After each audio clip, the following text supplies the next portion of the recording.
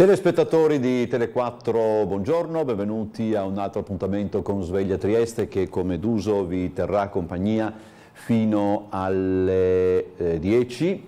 Ci saranno due ospiti che si alterneranno. A partire dalle 8 sarà con noi la consigliere circoscrizionale di Adesso Trieste Barbara Chiarelli, quindi il consigliere comunale di Noi con l'Italia Mirko Martini. Come sempre leggeremo il Piccolo e il Corriere della Sera e per intervenire avete a disposizione il numero di telefono e l'indirizzo di posta elettronica.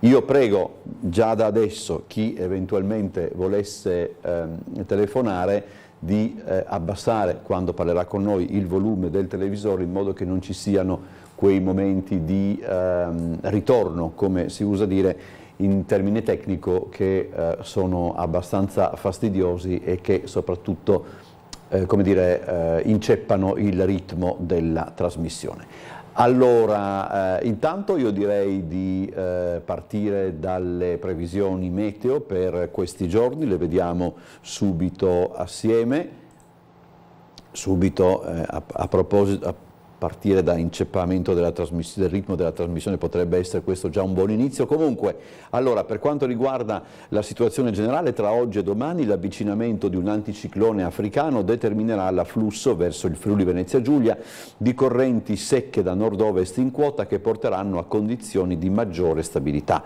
Per oggi dunque al mattino cielo in prevalenza sereno su tutta la regione, dal pomeriggio sulla zona montana cielo poco nuvoloso variabile, saranno possibili rovesci o temporali sparsi che potrebbero interessare anche alcune zone dell'alta pianura, venti di brezza. Per domani, già che ci siamo, al mattino cielo in prevalenza sereno, dal pomeriggio sulla zona montana e sulla pianura cielo poco nuvoloso variabile, sulla zona montana nel pomeriggio sera saranno possibili rovesci o temporali sparsi che potrebbero interessare anche alcune zone dell'alta pianura, venti a regime di brezza.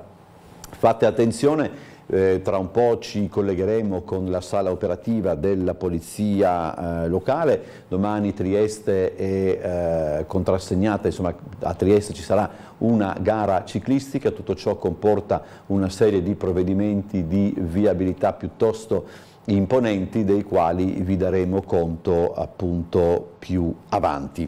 Io direi che possiamo adesso cominciare con la lettura dei quotidiani, del Piccolo, ripeto, e del Corriere della Sera. Partiamo allora direttamente dal Piccolo, eccolo qua, vediamo come il quotidiano ha risolto la prima pagina. Subito sotto il titolo ci sono due notizie che in un modo o nell'altro hanno a che fare con il mare, con l'economia del mare per certi aspetti. Allora, lo studio sulla pesca sostenibile per proteggere orate e seppie, la barca tecnologica con le ali varata dagli universitari.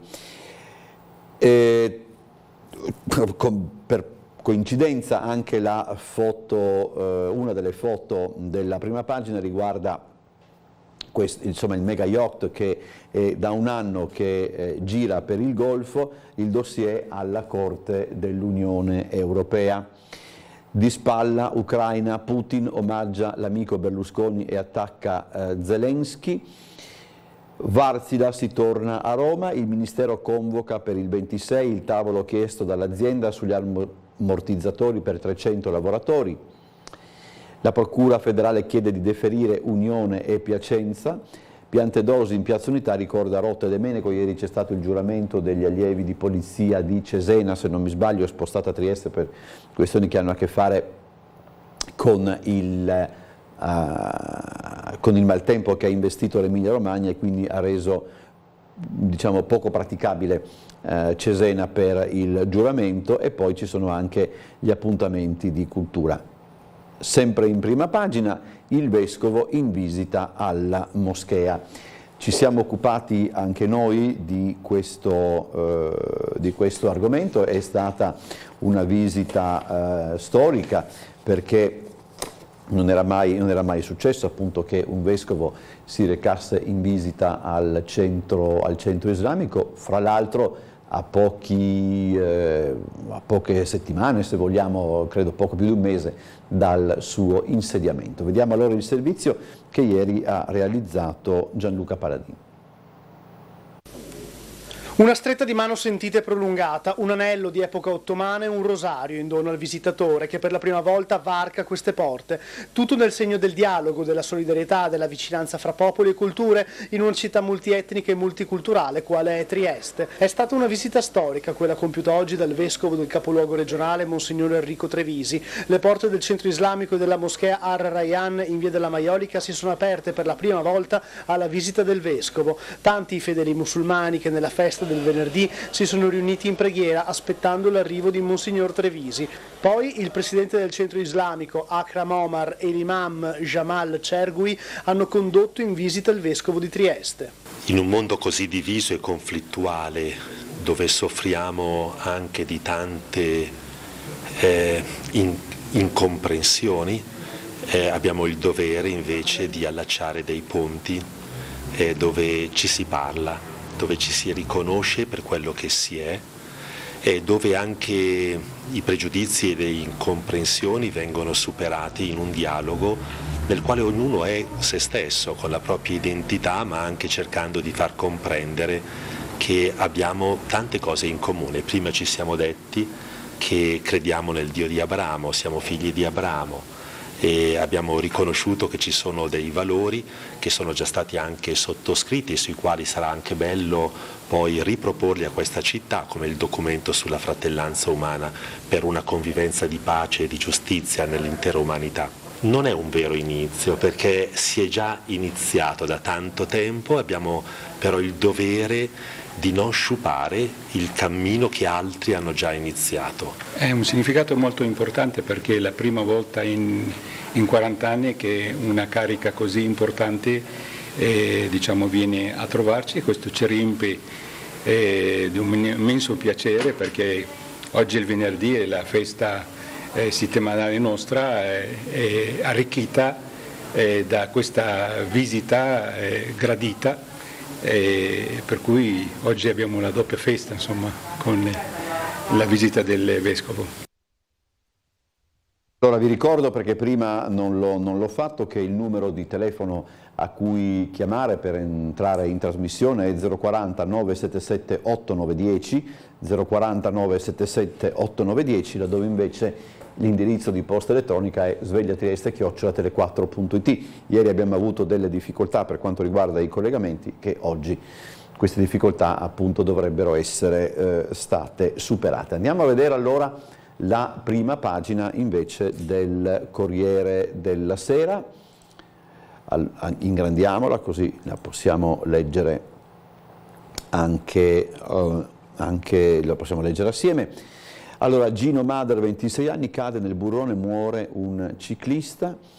Forza Italia, asse Marina Tajani, scontro sulla giustizia, abuso d'ufficio, PD diviso, sindaci per l'abrogazione, nodi Schlein. La famiglia Berlusconi e il sostegno al partito, il coordinatore Uniti in suo nome, e Putin invece dedica un minuto di silenzio appunto per Berlusconi. Il seggio di Monza è il nome di Paolo. Sapete che adesso il seggio senatoriale di Berlusconi è vacante, si deve quindi votare nuovamente, quella circoscrizione elettorale deve votare nuovamente, e si fa il nome del fratello di Berlusconi, Paolo, per succedere al fondatore di Forza Italia. C'è un servizio sulla strage di migranti in Grecia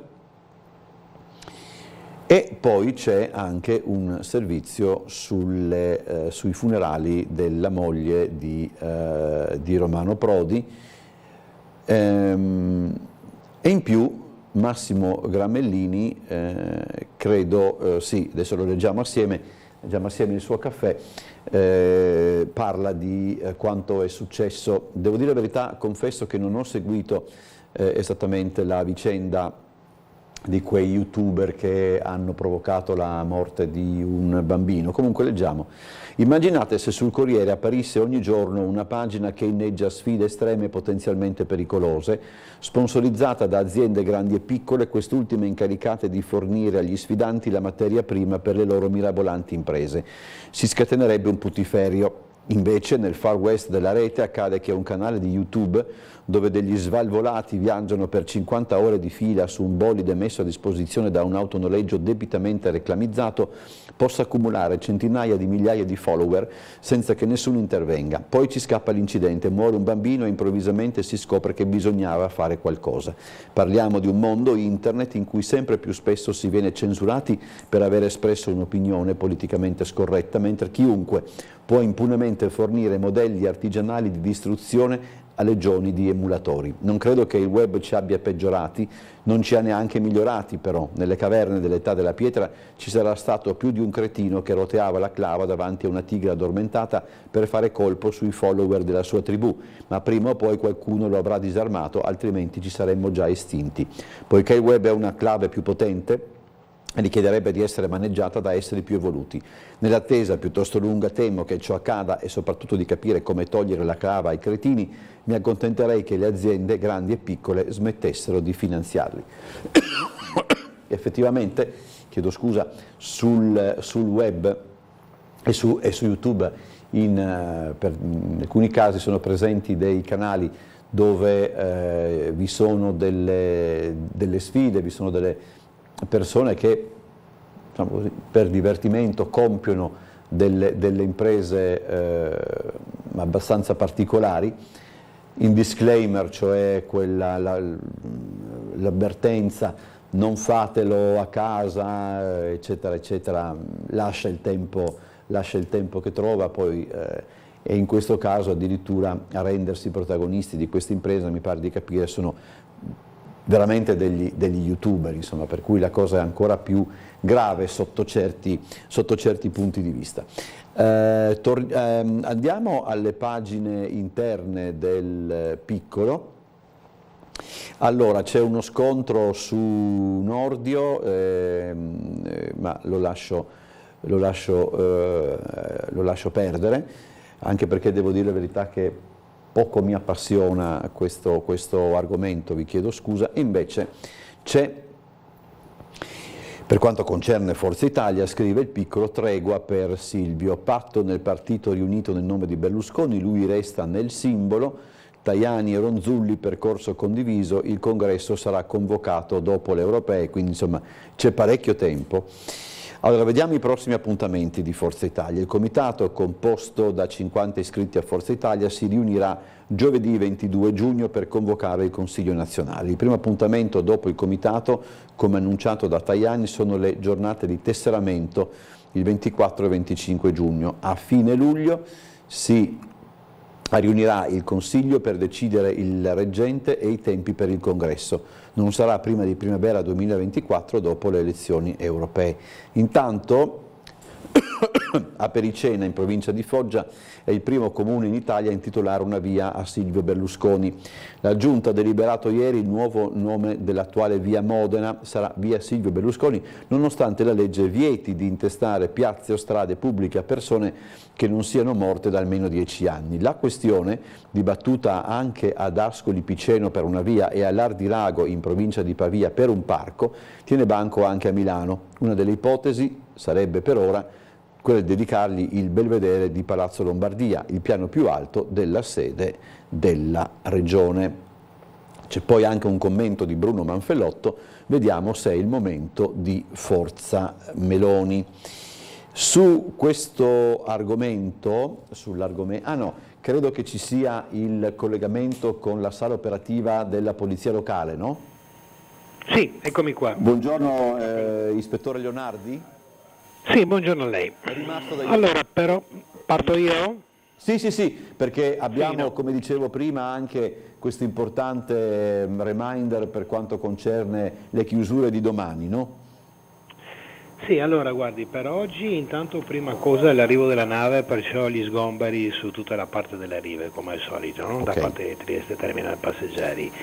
E per domani le ripeto quello che le ho detto a grandi linee, diciamo che guardando bene l'ordinanza la parte pregnante dalle 14.30 alle 16.30 che ci sarà il divieto di transito appunto sul percorso della gara e poi tutto quello che riguarda la parte limitrofa che perciò i divieti di sosta e fermata con rimozione diciamo sulle laterali di quello che è il tragitto, l'arrivo, che le ripeto giungono da Prosecco, località Contovello, strada del Friuli, salita di Greta, via Udine, Barbariga, Saltuari, Stock, Santa Teresa, Roiano, Miramare, Piazza Libertà, Corso Cavour, Piazza Duca di Abruzzi, riva 3 novembre, arrivi caduti per l'Italia d'Italia che praticamente la riva alla destra, c'è fronte prefettura lato mare per intenderci.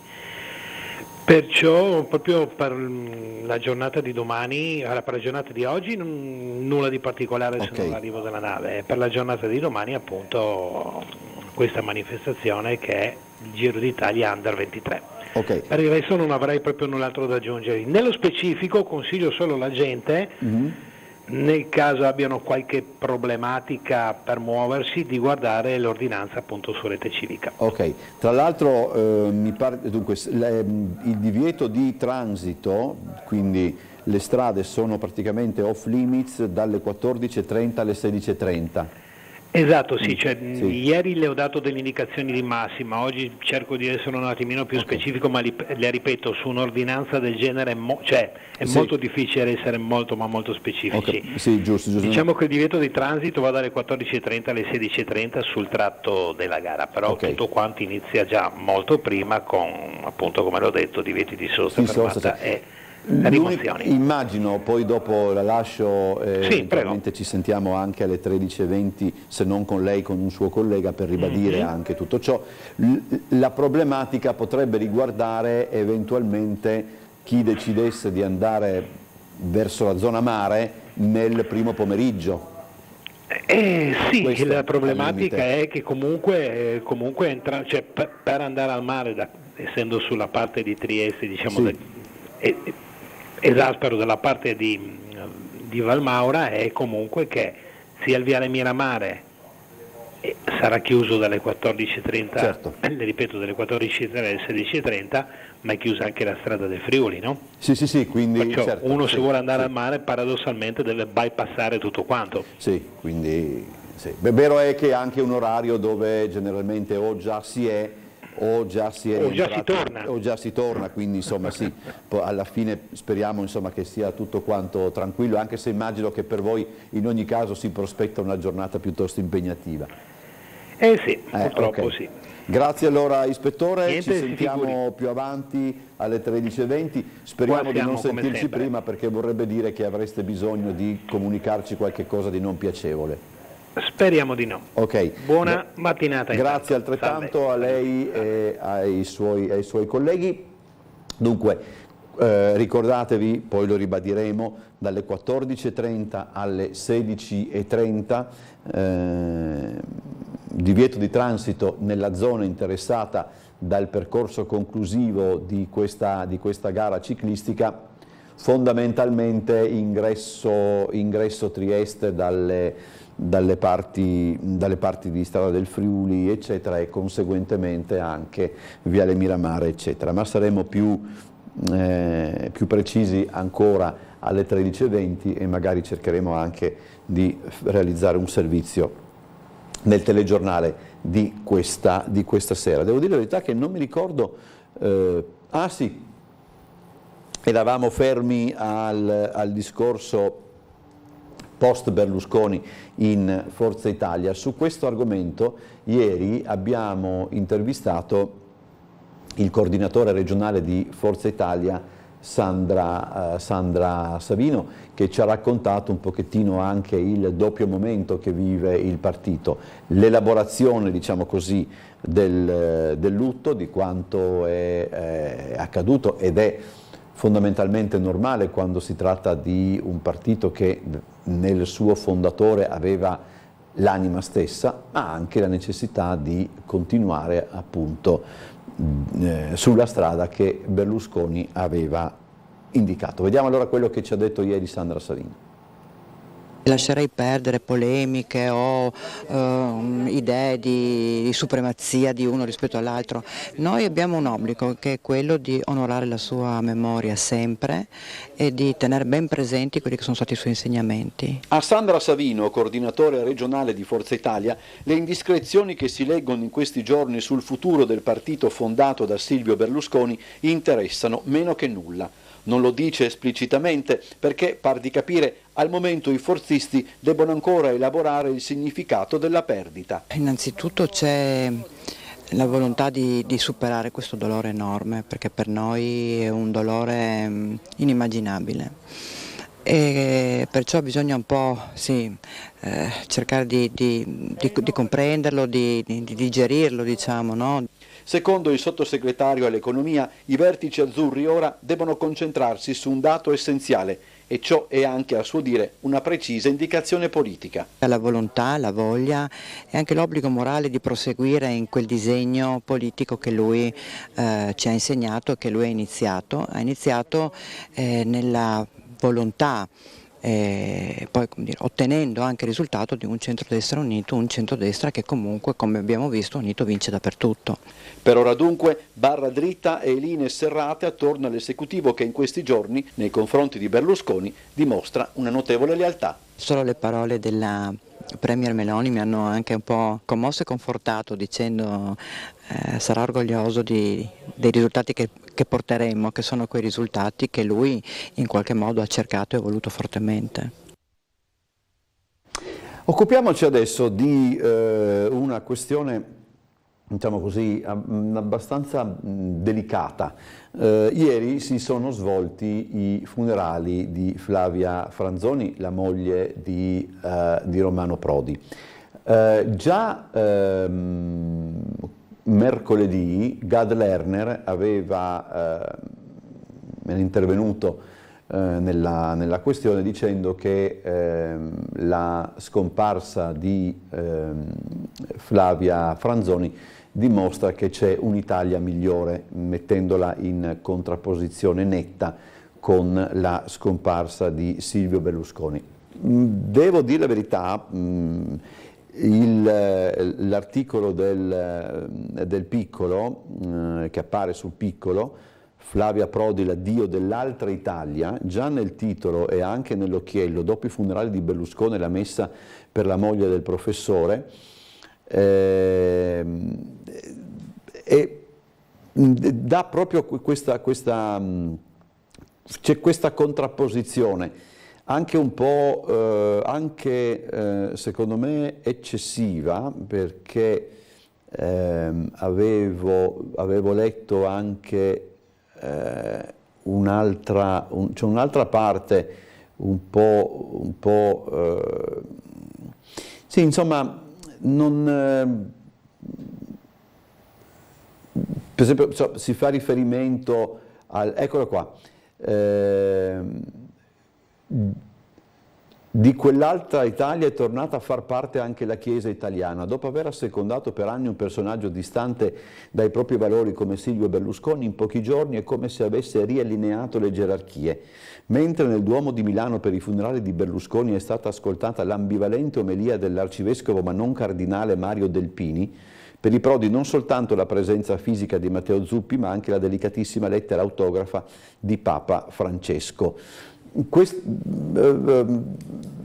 contrapposizione forzata, secondo me, non ha nessun senso sottolineare che l'arcivescovo di Milano non è cardinale in contrapposizione al fatto che ai funerali della moglie di Prodi fosse presente l'arcivescovo il vescovo di Bologna, che invece è cardinale. Non so, mi sembra che in questo caso sia stato strumentalizzato tutto ciò e credo anche che adesso è facile fare questo tipo di considerazioni, ma credo anche che un articolo una roba di questo genere non sarebbe piaciuta nemmeno alla moglie di Prodi, che era appunto persona molto posata, molto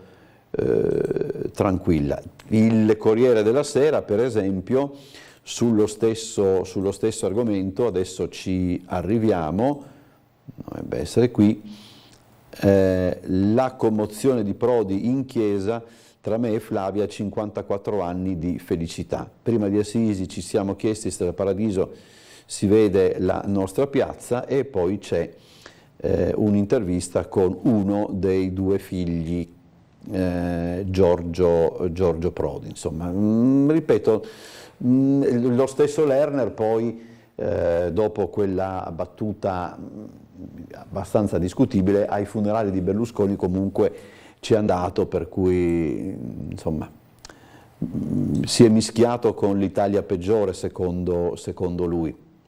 Non lo so. Andiamo ancora torniamo a leggere le pagine interne del Piccolo. Varsila, si torna a Roma, faro sugli ammortizzatori per oltre 300 addetti, il tavolo convocato dal Ministero delle Imprese per il 26 su richiesta del gruppo, ma i sindacati sperano di ricevere informazioni anche sulle prospettive per il sito. Al momento non c'è traccia dell'interesse di Mitsubishi, in campo solo una start-up con qualche decina di dipendenti. Si fa anche un po' il punto, no? La convocazione è giunta dopo il rifiuto delle sigle a iniziare una discussione al di fuori della sede nazionale. Per la prima volta possibili differenze nelle posizioni con cui FIOM e UILM parteciperanno all'incontro. Lo stabilimento BAT verrà inaugurato il 23 giugno, all'inaugurazione sarà presente il Ministro delle Imprese e del Made in Italy Adolfo Urso. I sindacati chiedono che a questo punto Urso trovi il tempo anche per passare per la Varsila, per passare per Bagnoli. Il titolare sarà a Trieste 20. I rappresentanti dei lavoratori del colosso finlandese chiedono al prefetto di mediare per un incontro, c'è quindi anche l'interessamento del prefetto. Vediamo un pochettino anche le posizioni dei sindacati.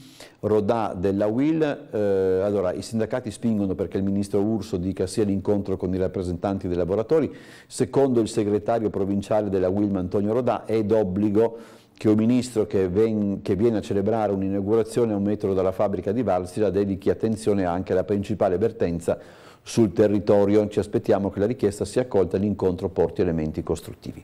I sindacati metalmeccanici sono delusi per il ruolo svolto finora dal ministro Urso, ricordano come i primi tavoli avviati con il governo Draghi sedevano i ministri Giorgetti e Orlando. Secondo Andrea Della Pietra della FIOM la richiesta di incontro è il minimo, vogliamo sentire direttamente dalla voce del ministro Urso che cosa pensa il governo della vertenza Varsila, visto che non l'abbiamo ancora incontrato. E c'è anche Gavagnin della FIM CISL che lascia intendere una disponibilità ad aprire le trattative. Ci auguriamo che Varsila Italia non venga a Roma solo per attuare quanto comandato dalla corporation finlandese. L'azienda non può limitarsi a chiedere la cassa, sanno che per iniziare a discutere qualcosa al tavolo devono portare. La FIOM CGL lega invece ogni confronto a un soggetto pronto al subentro, quindi nel caso di Gavagnin l'intervento riguarda più che altro la situazione di Varsila, non tanto la possibilità o meno che vi sia un incontro con il ministro. Un collegamento ferroviario diretto tra Campomarzio e Molo Settimo, via libera in giunta all'infrastruttura che velocizzerà le manovre di trasporto per il container su rotaia. Vediamo allora il servizio che abbiamo realizzato ieri, c'è anche un'intervista con l'assessore Amirante. È una struttura ovviamente fondamentale per garantire il miglioramento della performance appunto dello spostamento delle merci attraverso la ferrovia e il collegamento ovviamente con le strutture portuali. Queste le parole dell'assessore regionale alle infrastrutture Cristina Amirante a margine della riunione di giunta di oggi che ha visto l'approvazione su proposta della stessa assessore del parere favorevole al progetto definitivo del collegamento diretto della stazione ferroviaria di Trieste Campomarzio e il molo settimo del porto di Trieste. Una delibera che approva di fatto la fase definitiva di un progetto che prevede la realizzazione di una galleria artificiale e la demolizione di un ponte in disuso necessari per connettere la stazione Campomarzio e il molo settimo. Il progetto è compreso nel Piano Nazionale di Ripresa e Resilienza e nella prosecuzione dell'iter sarà oggetto di un'intesa da raggiungere con lo Stato. In sede di conferenza dei servizi la Regione, attraverso il suo rappresentante unico designato, si è espressa favorevolmente all'opera, evidenziando che ai fini dell'intesa tra lo Stato e l'amministrazione regionale non si ravvisa la necessità che la determinazione conclusiva della conferenza produca l'effetto di variante urbanistica, in quanto le opere previste risultano essere compatibili con le previsioni degli strumenti urbanistici vigenti e dei regolamenti edilizi. Il progetto può essere ritenuto compatibile con le previsioni urbanistiche degli strumenti programmatori comunali in virtù del parere urbanistico favorevole espresso dallo stesso Comune di Trieste. La deliberazione autorizza l'amministrazione regionale a incaricare il rappresentante unico regionale alla formalizzazione dell'intesa con lo Stato in considerazione dell'accertata compatibilità urbanistica delle opere. Ci fermiamo per la pubblicità, quando rientreremo leggeremo ancora i quotidiani e vi faremo vedere ancora dei servizi, poi dalle 8 ci sarà con noi il primo ospite, la consigliera circoscrizionale di Adesso Trieste, Barbara Chiarelli, che parlerà tra l'altro anche di un appuntamento di Adesso Trieste in programma proprio questa mattina.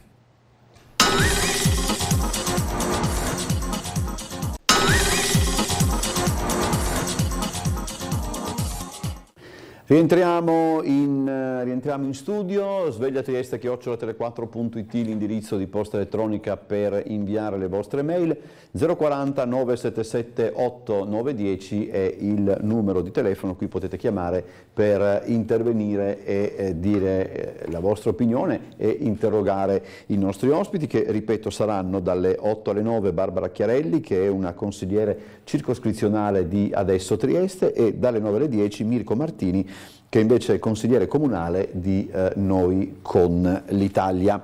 Allora, torniamo avevamo un po' trascurato la lettura del Corriere della Sera, torniamo a farlo agganciandoci appunto alla politica e alle questioni interne a Forza Italia. Uniti nel nome di Silvio e la famiglia vicini a Forza Italia, il messaggio di Marina Tajani, il fondatore sempre nel simbolo, una convention ogni 29 settembre. Il patto tra le anime per blindare il partito, i piani sul territorio, la vecchia guardia coinvolta nel progetto. E quindi il fatto che ci sia anche la senatrice Ronzulli in questo tavolo con Tajani e gli altri testimonierebbe una ritrovata armonia o comunque insomma una sorta di tregua. Invece ci sono delle voci dentro il governo che dicono ci sarebbe la fila per entrare in Fratelli d'Italia e la Meloni chiede però stabilità e vola a Parigi per l'Expo e potrebbe incontrare anche Macron. Voi sapete che i rapporti fra Italia e Francia sono sempre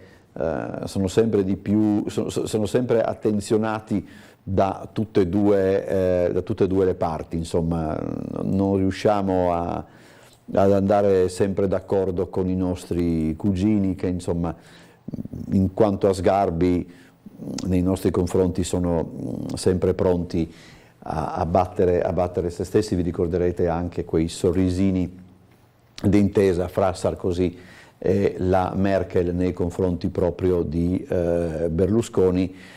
Insomma Sarkozy non fece una bella figura in quella circostanza e per certi aspetti nemmeno la Merkel. Allora andiamo invece, sempre con il Corriere della Sera, alla tragedia in Grecia, i superstiti e la notte del naufragio, i greci ci lanciarono una cima, le ipotesi sul ribaltamento, il governo di Atene nessun traino, li abbiamo agganciati per un controllo. C'è anche poi la ricostruzione delle varie fasi di quella tragedia. 10 anni di stragi e invece l'intestazione di questa pagina, vedete che insomma è abbastanza impressionante, per dire la verità. Desumo che tutti questi circoli inquadrino appunto quello che è successo, e i più grandi sono quelli che appunto i più grandi sono quelli che individuano le stragi più drammatiche. Leader africani a Kiev sotto i missili, Putin, atomiche già in Bielorussia, attacco durante la visita della delegazione che oggi sarà a Mosca. Il nodo è quello dell'intesa sul grano, c'è una foto di gruppo, il premier egiziano Madbouli, il presidente senegalese Sall, quello delle isole Comore Assoumani, il sudafricano Ramaphosa e lo zambiano Hichilema, con al centro il leader ucraino Zelensky ieri a Kiev. A promuovere e organizzare la missione africana è la fondazione Brazzaville dell'uomo d'affari francese Jean-Yves Olivier, nato 78 anni fa ad Algeri e protagonista dell'economia postcoloniale del continente. Dopo aver aiutato per 20 anni gli estremisti dell'OAS contro l'indipendenza dell'Algeria e aver fatto per questo 5 mesi di carcere a Parigi, Olivier ha fatto fortuna negli anni 60 facendo l'intermediario nei grossi contratti internazionali relativi alle materie prime, dedicandosi al petrolio dopo lo shock del 1973. Ha stretto relazioni molto vicine con gli uomini forti dell'Africa del secolo scorso, del presidente ivoriano Félix Houphouët-Boigny, a quello angolano José dos Santos, al suo grande amico il presidente del Congo Brazzaville Denis Sassou Nguesso, tuttora al potere dopo averlo conquistato una prima volta nel 1979. Il Kissinger dell'Africa, decorato dalle autorità sudafricane per il ruolo avuto nella liberazione di Nelson Mandela e nella fine dell'apartheid, è stato anche uno dei protagonisti della Francafrique, ovvero quell'intreccio tra affari e neocolonialismo che ha segnato a lungo i rapporti fra la Francia e le ex colonie africane, in particolare grazie al rapporto privilegiato con Jacques Chirac, presidente dal 1995 al 2007. Nella sua carriera lunga 60 anni, Olivier ha collaborato pure con Rosatom, il colosso russo dell'atomo, e quindi con il presidente russo Vladimir Putin. Ora Oliver usa le sue conoscenze e la sua diplomazia parallela nella guerra in Ucraina, convinto che il continente più povero del mondo stia soffrendo più di ogni altro per le conseguenze del conflitto tra Russia e Ucraina, dell'impennata dei prezzi dell'energia e all'interruzione delle forniture vitali di cereali e fertilizzanti, per non parlare delle sanzioni volte a isolare uno dei suoi principali partner commerciali. Tra sigari, grandi alberghi e continui viaggi in aereo, Olivier vuole mostrarsi come il filantropo che assicurerà grano e fertilizzanti all'Africa, salvandola dalla crisi. C'è un ricordo, fra l'altro, del principe Ranieri di Monaco, un burbero dal cuore grande. La testimonianza è dell'attuale principe di Monaco, Alberto di Monaco, Ranieri III, per 56 anni principe di Monaco, l'enclave che dal 1297 è sotto il regno dei Grimaldi. Nel 1956 il sì con Grace Kelly, nel 2005 alla sua morte gli è succeduto il figlio Alberto, la principessa. Qui c'è una foto appunto con i tre figli. E invece attenzione, perché Harry e Meghan sono stati licenziati da Spotify. Allora, Harry e Meghan hanno ricevuto il ben servito da Spotify, il gigante dello streaming, che non trasmetterà una seconda stagione di Archetypes, il podcast della principessa del Sussex dedicato agli stereotipi che frenano le donne. I Duchi avevano firmato un contratto da $20 milioni con Spotify, ma secondo i media americani la loro attività non era all'altezza delle aspettative quanto a livelli di produttività e non riceveranno interamente il loro compenso. Neanche questo. Un comunicato congiunto afferma che i Duchi e Spotify hanno mutualmente concordato di separarsi e sono orgogliosi della serie che hanno realizzato insieme. Le prime 22 puntate del podcast erano state messe online l'anno scorso, all'esordio il podcast aveva raggiunto i vertici delle classifiche. C'è tra l'altro anche pettegolezzi di corte anche abbastanza autorevoli, per dire la verità, dicono che i due starebbero addirittura per separarsi. Allora, questo è il fatto di cronaca di cui si è occupato anche Gramellini nel caffè in prima pagina. Perquisite le case degli youtuber, i testimoni, il SUV era velocissimo, il bambino morto sulla Smart, sequestrati altri cellulari e le telecamere. Vediamo allora la vicenda. Mercoledì in un incidente morto un bambino di 5 anni, ferite la madre e la sorellina. Lo scontro è stato causato da un SUV preso a nodo da 4 youtuber che partecipavano a una sfida estrema. L'avvocato illegale dell'indagato, l'altra auto avrebbe dovuto dare la precedenza. Quel SUV andava velocissimo, è una testimonianza chiave quella del conducente di un bus di linea di un giovane automobilista che mercoledì scorso hanno assistito all'incidente stradale costato la vita al piccolo Manuel. I due sarebbero stati già sentiti da chi indaga, mentre potrebbe arrivare dalle perquisizioni dei carabinieri la svolta nelle indagini sulla morte del bimbo che si trovava in auto con la mamma e la sorellina a Casal Palocco alle porte della capitale. Gli accertamenti riguardano anche i rapporti commerciali e pubblicitari con il concessionario di supercar Sky Limit per capire a quale titolo e a chi sia stato concesso l'utilizzo dell'auto e se sia stato comunicato al Ministero dell'Interno come prevede la legge. Nuove verifiche oltre a quella sulla ricostruzione dell'incidente con l'analisi dei video fatti dai ragazzi a bordo del SUV anche con le mini telecamere GoPro che, come confermano alcuni testimoni, utilizzavano sulla supercar almeno dalla giornata di lunedì. La famiglia di Pietro, che credo sia uno dei coinvolti, fa sentire la doppia voce con una doppia puntualizzazione. È giusto chiarire alcuni aspetti, come appare dalle fotografie scattate dagli investigatori. La Smart viaggiava nella corsia opposta alla Lamborghini e avrebbe dovuto cedere la precedenza. Quando alle sostanze stupefacenti, dice l'avvocato, il mio cliente era in regola, diversamente sarebbe stato oggetto di misure da parte dell'autorità giudiziaria. Ci sono anche dei post a difesa del gruppo e questo ha dato vita a delle proteste. C'è un'intervista con lo psicanalista Recalcati su questa questione. Senza il loro iPhone questi ragazzi si sentono come bimbi appena svezzati. Lo psicoanalista: il rischio dei social è una dipendenza tossica. The Borderline si chiama il gruppo attivo su TikTok che pubblica video, contenuti di sfide estreme o folli. Impegnato in una prova di resistenza al volante, uno di loro si è scontrato con l'auto su cui viaggiava un bambino di 5 anni che è morto. Allora,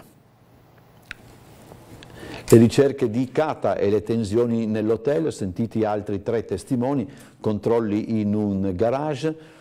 Firenze indaga anche il reparto crimini violenti del ROS sulla bambina scomparsa credo da una settimana.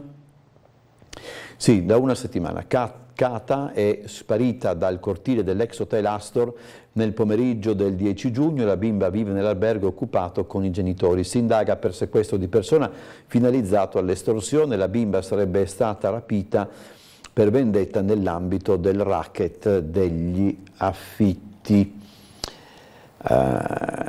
Quindi non tanto una estorsione, perché vabbè, insomma, poi sentivo parlare anche di una sorta di vendetta, eccetera, anche perché E questo è un altro dato, cade nel burrone a quasi 100 km/h, morto Mader, corridore gentile, l'incidente al Giro di Svizzera, aveva 26 anni, illeso un ciclista precipitato con lui, il Papa ha dimesso, insomma almeno una buona notizia, io sono ancora vivo, dice, esce dal Gemelli dopo 9 giorni di ricovero, più forte di prima secondo i medici, e si prepara ai viaggi di agosto.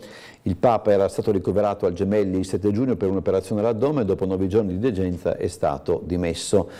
A causa della convalescenza la sua agenda subirà variazioni, al momento sono confermate le udienze private, tra le quali l'incontro con Lula, Presidente del Brasile, e con il Cardinale Zuppi sulla missione in Ucraina. Allora, ieri ci siamo occupati anche di un'altra questione, estraendo da un'intervista del Vescovo Trevisi quanto dichiarato a Ring durante la puntata andata in onda giovedì scorso. C'è questo caso di richiesta di suicidio assistito da parte di una signora triestina ammalata affetta da una malattia progressiva che non le dà scampo. Il dibattito, devo dire, è molto sommesso, e su questo è intervenuto anche, sollecitato da Ferdinando Abarino, il Vescovo durante la puntata appunto di Ring andata in onda giovedì. Vediamo. La vita è preziosa, è vita umana, ecco, e allora dobbiamo essere molto prudenti prima di fare interventi che poi sono irrimediabili, ecco. Ospite della puntata di ieri di Ring, sollecitato da Ferdinando Abarino, il vescovo di Trieste Enrico Trevisi è intervenuto anche sul caso della donna triestina gravemente ammalata che ha chiesto tramite il tribunale che Asuggi si pronunci sulla possibilità di accedere al trattamento di fine vita. Una questione che ancora non è esplosa a livello nazionale e che Monsignor Trevisi analizza con estremo rispetto, invitando tutti ad essere vicini al dramma che questa persona sta vivendo. Il primo appello che io sento rivolto a me, rivolto all'intera comunità cristiana, è di essere accanto, di essere vicini. Lo dico come provocazione, potrebbe anche che viene tutto bloccato su questo fronte e magari che c'è anche un po' di soddisfazione di bloccare leggi sul fine vita che magari vediamo non compatibili con le nostre idee, eccetera, ma se poi le persone muoiono disperate, io non posso che soffrire. Il Vescovo poi propone una seconda riflessione che può tradursi anche in questo caso in un invito. Di accorgerci delle sofferenze degli altri e di instaurare delle relazioni, una compagnia, una solidarietà, una vicinanza, dove l'altro viene colto per le sue domande, per le sue inquietudini, dove magari l'altro è ancora una risorsa perché una persona non vale solo per quello che produce o per quello che fa, ma per le relazioni che si instaurano. Ecco perché questo è il primo fronte come Chiesa. C'è in fondo, e Monsignor Trevisi lo ha sottolineato, un aspetto della vicenda che più in generale porta con sé la necessità di affrontare una realtà magari non nuova, ma che certamente porrà più spesso una serie di problematiche. Oggi la scienza medica porta anche a nuovi fronti, che sono quelli del perdurare di tempi di malattia e di disabilità che pongono nuovi interrogativi. E penso che su questo siamo chiamati ad un dialogo, siamo chiamati a non nasconderci di fronte a questi interrogativi. Torniamo sul piccolo, chiedo scusa, prima di tutto devo rispondere alla mail di un telespettatore che chiedeva appunto la chiusura delle strade per domani mattina. Allora ci sarà ci saranno dei provvedimenti di divieto di sosta intanto a partire dalla mattinata, ma la chiusura delle strade sarà dalle 14:30 alle 16:30 e grosso modo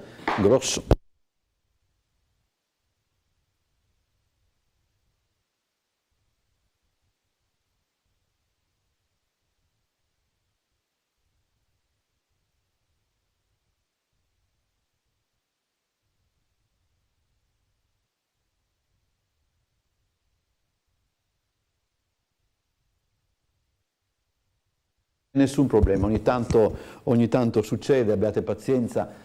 Poi ho una sorta di contratto perché devo mantenere la trasmissione Missiot con le mie gaffe, eccetera, quindi lo faccio anche apposta, per dire la verità. No, scherzi a parte. Allora, la chiusura delle strade sarà dalle 14:30 alle 16:30 di domani.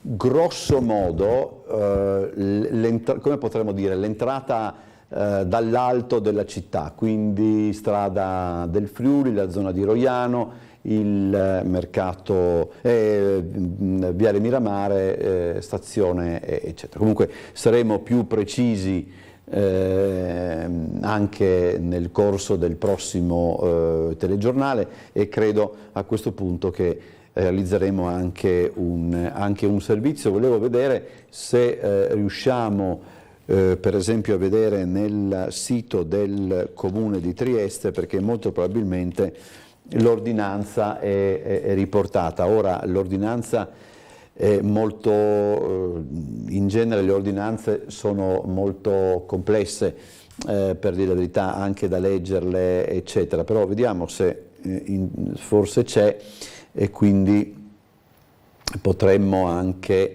leggerla assieme. Facciamo ancora un tentativo. Allora, mettiamo così: divieti transito domenica 18 giugno, vediamo se viene già fuori qualche cosa, se no eccolo qua. Allora, questa è una nota però di 3 giorni fa che credo sia in qualche modo superata da quello che ci ha detto l'ispettore Leonardi prima. Tanto si tratta del Giro d'Italia Next Gen, la tappa è quella tra Cavagnacco e Trieste di 135 chilometri. Allora, abbiate un attimo di pazienza, eccolo qua. Divieto di transito esclusivamente dalle 14:30 alle 16:30 di domenica e comunque fino a cessata necessità per tutti i veicoli lungo il tragitto della corsa. Prosecco, Contovello, strada del Friuli, salita di Gretta, via Udine, via Barbariga, via dei Saltuari, via Stock, via Santa Teresa, Largo a Roiano, viale Miramare, piazza della Libertà, Corso Cavour, piazza Duca degli Abruzzi, Rive 3 novembre, Riva caduti per l'italianità nel tratto compreso, vabbè insomma, quindi questa è la zona per quanto riguarda i divieti. Ci sono anche dei divieti di sosta e di fermata con rimozione, però questi vanno dalle 7 alle 21 ed è un pochettino, però qui è veramente piuttosto complesso e lungo. Diciamo divieto di sosta e fermata con rimozione dalle 7 alle 21 per tutti i veicoli laddove non già esistente in strada del Friuli nel tratto compreso tra l'intersezione con via del Perarolo e l'intersezione con salita di Gretta in ambo i lati, in salita di Gretta nel tratto compreso tra l'intersezione con strada del Friuli e l'intersezione con, insomma, diciamo detta in soldoni, nelle stesse strade caratterizzate dal divieto di transito dalle 14:30 alle 16:30 e il divieto di transito, vi sarà anche un divieto di sosta, diciamo dalle 7 alle 21. Quindi è piuttosto consistente. Il divieto di transito è dalle 14:30 alle 16:30 o fino a esaurimento, fino alla fine della gara. Ma ripeto, a questo punto faremo anche un servizio per il telegiornale della sera probabilmente. Piccolo omaggio a Rota e De Menego al giuramento dei 300 allievi. Il ministro Piantedosi e il capo della polizia Pisani hanno ricordato gli agenti uccisi in questura. 2 esempi, a loro va tutta la nostra riconoscenza. Vi facciamo vedere il servizio che abbiamo realizzato ieri mattina, c'era per noi Bernardo Gulotta, andremo poi, se dalla regia è possibile, direttamente in pubblicità e poi torneremo con il primo ospite. Novità per quello che riguarda l'hotspot? Grazie. Oggi parliamo della festa dei ragazzi. Grazie. Nessun commento sul tema immigrazione all'indomani dell'ennesima strage nel Mediterraneo e del report delle realtà che si occupano dell'accoglienza a Trieste da parte del ministro dell'Interno Matteo Piantedosi, oggi presente in città per il giuramento del 220° corso allievi agenti della Polizia di Stato. Agenti del 220° corso, lo giurate voi?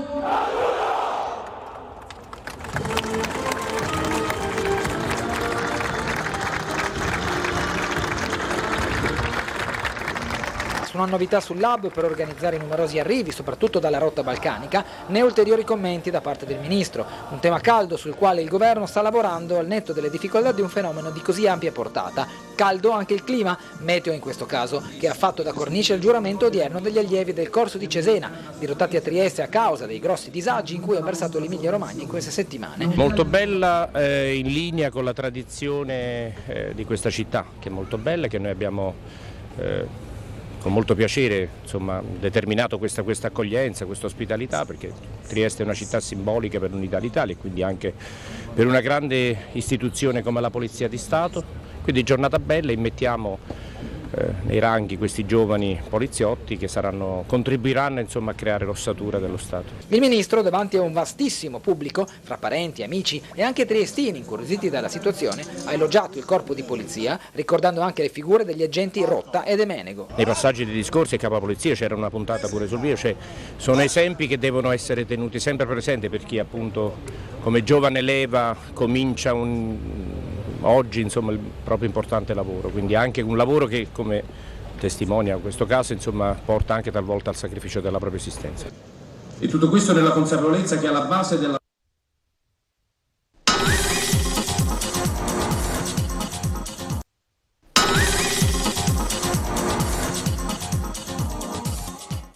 Allora, siamo pronti con la prima ospite di quest'oggi, che è Barbara Chiarelli, consigliere circoscrizionale di adesso Trieste. La circoscrizione è la quinta. Chiedo scusa, c'è qualche comunicazione dai vigili? No. Ah, perfetto, vedevo. Allora, ripeto, Barbara Chiarelli, consigliere circoscrizionale di adesso Trieste in quinta circoscrizione, è una circoscrizione piuttosto ampia, sì, che comprende... In realtà è la circoscrizione territorialmente più piccola, ma anche la più popolosa. Perché se... non avrei detto. Sì, questa è una particolarità, comprende San Giacomo, comprende Largo Barriera per esempio, okay. Però c'è anche il quartiere della Maddalena, che è un quartiere di cui si sente poco parlare, ma ultimamente... Ecco, perché tra l'altro proprio quest'oggi a partire dalle 10 si svolgerà per tutta la giornata questo MadLab, Laboratorio Maddalena, che per certi aspetti, se prendiamo in prestito le terminologie dal mondo del teatro, è come una sorta di restituzione, nel senso il teatro fa queste cose, no? Ci sono le residenze e poi le restituzioni. Grosso modo voi avete fatto la stessa cosa, no? Esatto, la giornata di oggi è proprio la restituzione di attività laboratoriali che sono già avvenute in realtà a maggio, che sono state un'occasione per Adesso Trieste di provare a sperimentare dei modi di curare e gestire gli spazi pubblici non solo attraverso la manutenzione, ma soprattutto con le persone, che è una delle chiavi secondo noi importante per affrontare tantissime tematiche che sono non solo la gestione appunto degli spazi pubblici, ma poi anche altre che poi eventualmente vedremo. Questo che vediamo adesso è un video che riguarda proprio questi, chiamiamoli pure laboratori, insomma, certo, che voi avete realizzato, no? Certo, in questi 3 giorni, quindi parliamo del 19, 20, 21 maggio scorsi, abbiamo, come possiamo vedere, raccolto una cinquantina di persone tra residenti, attivisti, anche ospiti di realtà nazionali ed internazionali, e gli abbiamo appunto permesso di partecipare ad una serie di attività che per noi sono degli strumenti imprescindibili proprio per provare a curare, come dicevo prima, gli spazi urbani in un modo diverso. In questo momento ci troviamo con il collega Giancarlo Galasso di Adesso Trieste presso il parco di Villa Sartorio, che è stata una delle aree su cui ci siamo concentrati con un'esplorazione urbana. Tra l'altro è anche una delle aree abbastanza, detta così, non so nemmeno bene, abbastanza poco note, nel senso la si conosce poco, e mi pare di capire che è anche un parco abbastanza vasto da quanto si può vedere. È un parco bellissimo e confermo che è poco noto.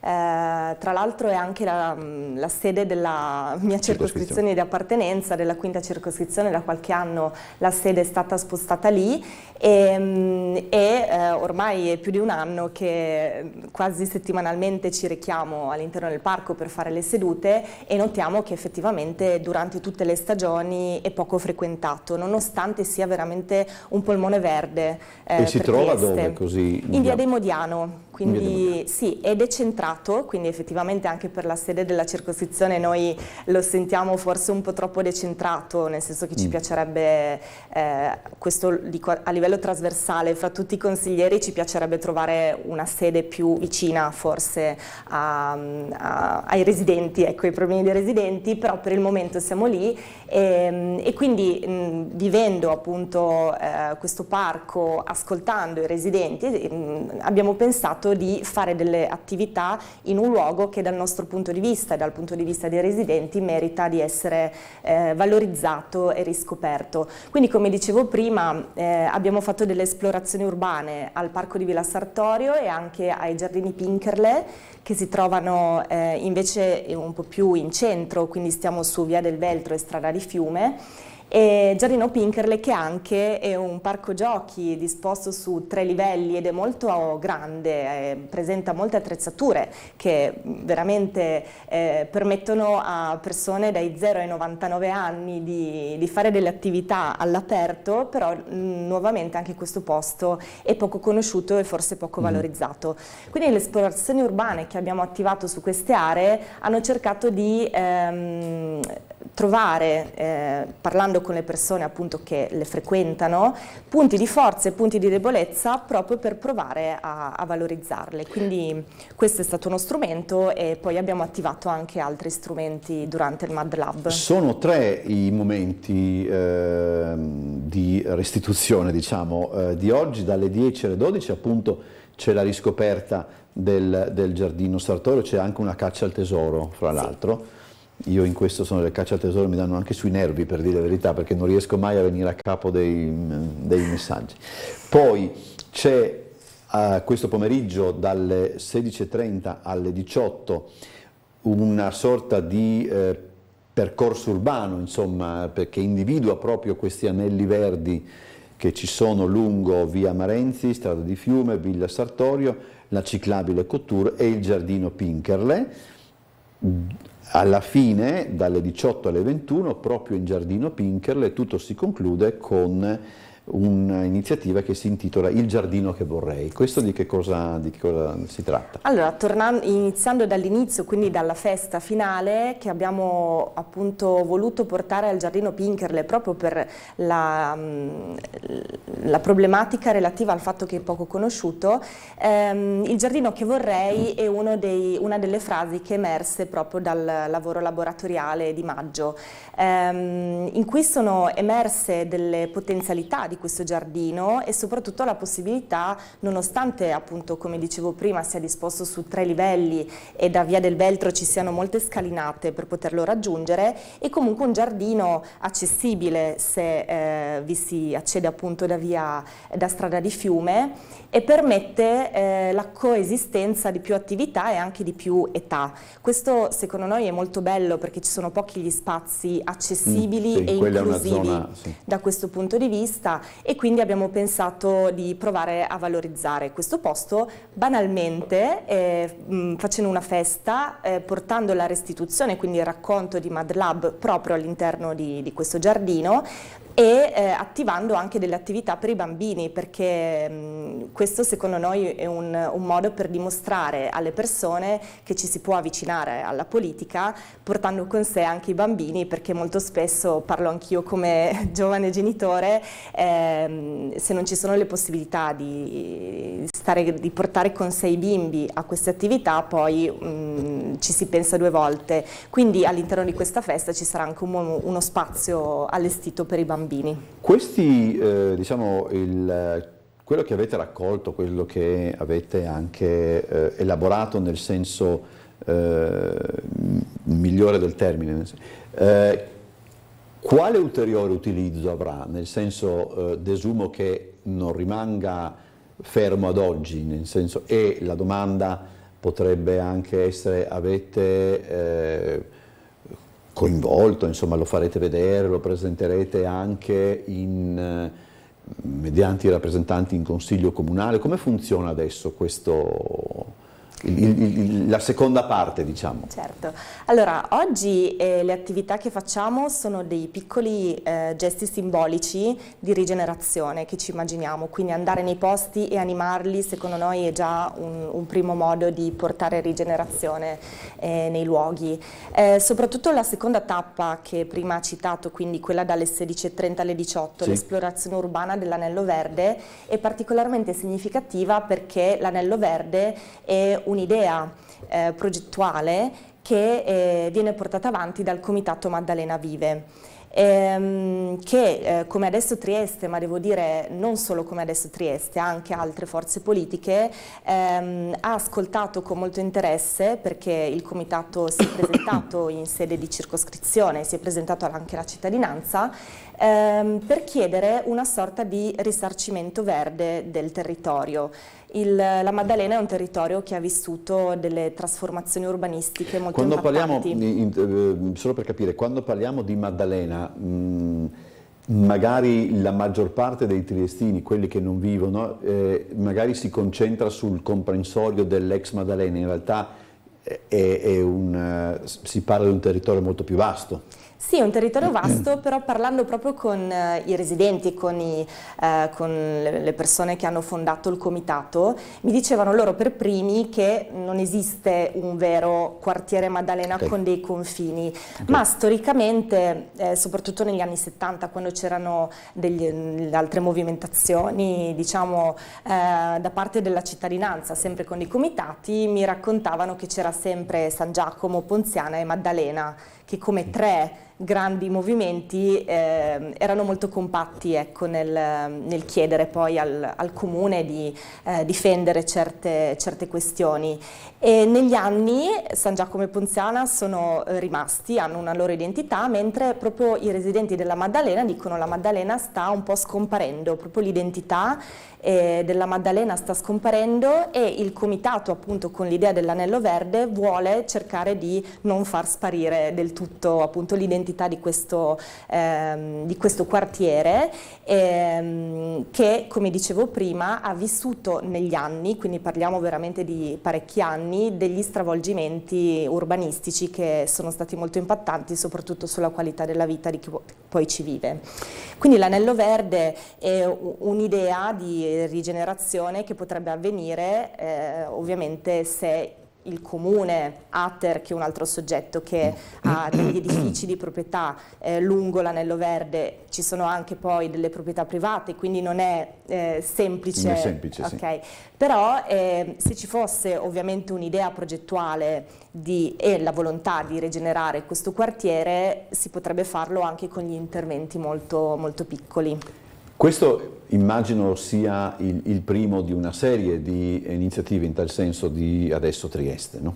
Certo. Cioè poi credo che vi occuperete di altre zone, di altri quartieri. Sì, però questo con MadLab è stato un esperimento che siamo riusciti ad attivare con più risorse perché abbiamo potuto attingere a dei piccoli finanziamenti vincendo un bando. Noi facciamo parte di una rete europea municipalista, si chiama European Municipalist Network, che tiene insieme delle realtà che credono in questo principio del municipalismo, ovvero trovare delle risposte e delle strategie politiche partendo proprio dai problemi concreti delle persone e parlando soprattutto e ascoltando le persone. Questo è il punto di partenza per tutta una serie di politiche anche più importanti e vaste. Questa rete appunto a dicembre ha bandito un concorso e noi appunto proponendo MadLab l'abbiamo vinto e con questi piccoli finanziamenti siamo riusciti banalmente a invitare degli esperti internazionali anche e nazionali che hanno portato le loro buone pratiche a Trieste. Quindi nelle immagini che si vedevano prima c'erano anche appunto questi esperti che raccontavano non solo a noi di Adesso Trieste ma proprio ai residenti come certi strumenti sono riusciti a migliorare alcuni quartieri, come ad esempio abbiamo avuto Capodistria, che tra l'altro è molto vicina e attraverso lo strumento del bilancio partecipativo è riuscito a migliorare veramente, a portare rigenerazione nei quartieri, ma soprattutto a riavvicinare le persone alla cosa pubblica. Che è uno dei temi che probabilmente sarà uno dei più difficili da affrontare perché le persone sono sempre più sfiduciate e lo dimostrano anche le basse affluenze, no? Nel momento in cui le persone sono chiamate ad esprimersi per votare. C'è una cosa, poi dopo passiamo un attimo alla questione proprio che più o meno era introdotta proprio dalla fine della risposta. Dunque riparte Overnight per la Movida Sicura, dal 24 giugno torna in via Torino il progetto che promuove il divertimento intelligente con ascolto, etil test e buoni taxi. Questa è veramente una buona pratica che fra l'altro poi dopo serve anche ad Asugi per calibrare i propri interventi e le proprie politiche nei confronti dei giovani, ed Overnight era nata, credo se non mi sbaglio, una ventina d'anni fa, e allora c'era la provincia che, detta in soldoni, portava con dei pullman, con degli autobus i ragazzi sui luoghi dell'allora Movida, che non era cittadina. Adesso invece è un po' cambiata e si è calibrata in questo senso. La quinta circoscrizione, mi corregga se sbaglio, non è interessata. Questo è un altro problema, no? Ci sono delle zone della città che per tutta una serie di ragioni sono interessate dalla Movida, quindi sono interessate da una certa animazione, poi c'è chi non vede di buon occhio tutto ciò, anche perché, come dire, posso anche immaginare il caos, però insomma, è anche vero che se si transitava lungo certe vie della città 20 anni fa c'era un grigiore notevole, adesso è cambiato. Però insomma la quinta circoscrizione non conosce appunto la Movida eccetera, per quello che captate voi da quello che la gente vi dice, si sente la periferia un pochettino emarginata da questo punto di vista? Non è che il fatto che ci siano locali significhi qualche cosa di più o di meglio, però significa anche un'attenzione maggiore, ecco, insomma, è logico se vicino, detta così non ha nemmeno senso, ma comunque se vicino al giardino Sartorio ci fossero dei locali, forse il giardino sarebbe più conosciuto, ma non è nemmeno questo, però c'è questa sensazione di essere un po', non voglio dire dimenticati, ma comunque di essere appunto periferia, oppure sta cambiando qualche cosa? Devo dire che quello che viene più sentita non è tanto la mancanza di attività che generano movida, ma la carenza di attività rivolte ai giovani. Che possano essere utili non solo in orario serale, ma anche e soprattutto in orario pomeridiano, nel momento in cui le scuole non ci sono più.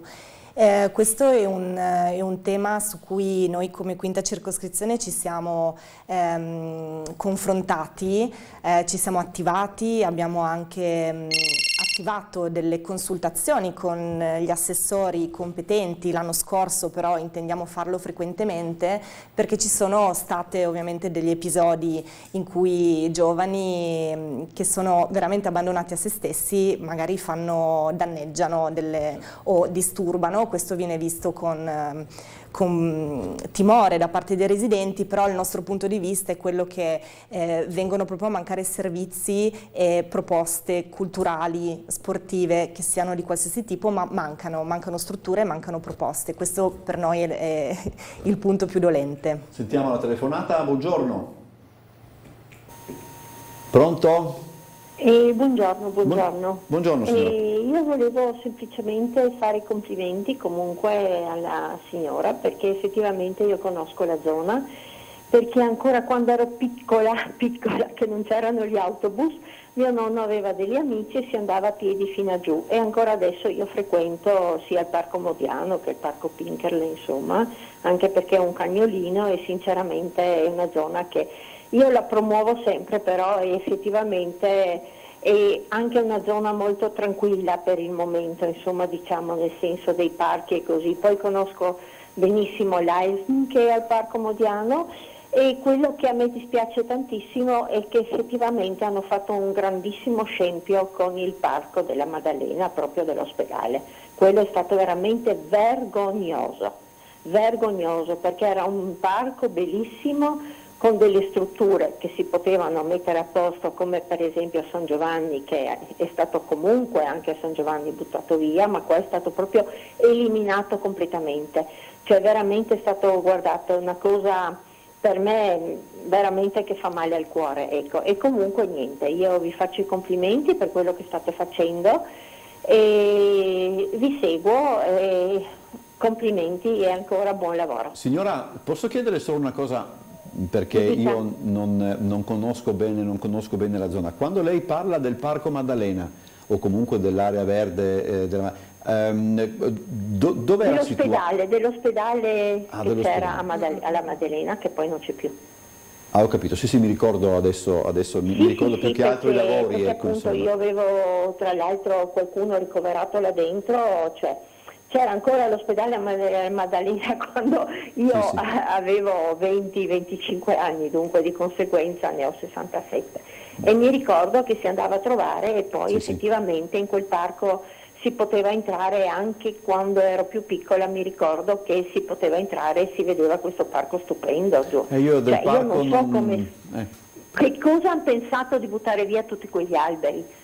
Cioè lì manca proprio uno spazio che manca assolutamente il verde. Cioè non riesco a capire come la mente umana può fare una cosa del genere, non ce la faccio io, non so, ecco, sono molto delusa della politica, sono molto delusa di come viene gestita anche Trieste, perché io Trieste la trovo una città bella, sì, d'accordo, piena di storia, anche molto cattiva verso le minoranze, parliamoci chiaro, perché è stato così ed è così, però sinceramente è anche sporca, cioè io non ci trovo tutte queste barche, queste navi che arrivano adesso, tutti questi parcheggi chiusi, cioè uno arriva a Trieste e non ha un posto dove mettere l'automobile, ma nemmeno noi. Io tante volte la domenica mi prendo, vado con l'automobile fino al passeggio Sant'Andrea, faccio a piedi, non c'è un buco dove mettere l'auto. Credo, signora, che lei abbia un po' indicato quello che sarà un dibattito piuttosto importante nei prossimi mesi, perché è anche vero che se la città ha intenzione, come pare, di svilupparsi ulteriormente nei confronti del turismo e nei confronti anche di determinate realtà quindi esistenti come quelle museali o altro, bisogna dire che i parcheggi sono pochi e c'è anche da dire, poi dopo magari questo, per esempio io vedo io per venire a lavorare percorro via Cicerone e lì devo dire la verità, come si dice a Trieste, ogni 2x3 tolgono qualche parcheggio perché c'è da fare qualche intervento, qualche cosa eccetera. Ora voglio dire, non è quello il problema logicamente, però credo che si stia per ragionare in maniera piuttosto netta su tutto ciò. Grazie signora, buona domenica. È vero, buona domenica anche a voi e buon lavoro. Allora, la signora è invitata, tra l'altro, se è frequentatrice del giardino di Sartorio, a venire a trovarci certamente. Allora, io direi facciamo così, anticipiamo di qualche secondo la pubblicità delle 8:30, così poi magari possiamo affrontare anche la questione. C'è una telefonata? Allora, andiamo in pubblicità e poi affrontiamo anche magari un po' più strettamente la questione parcheggi.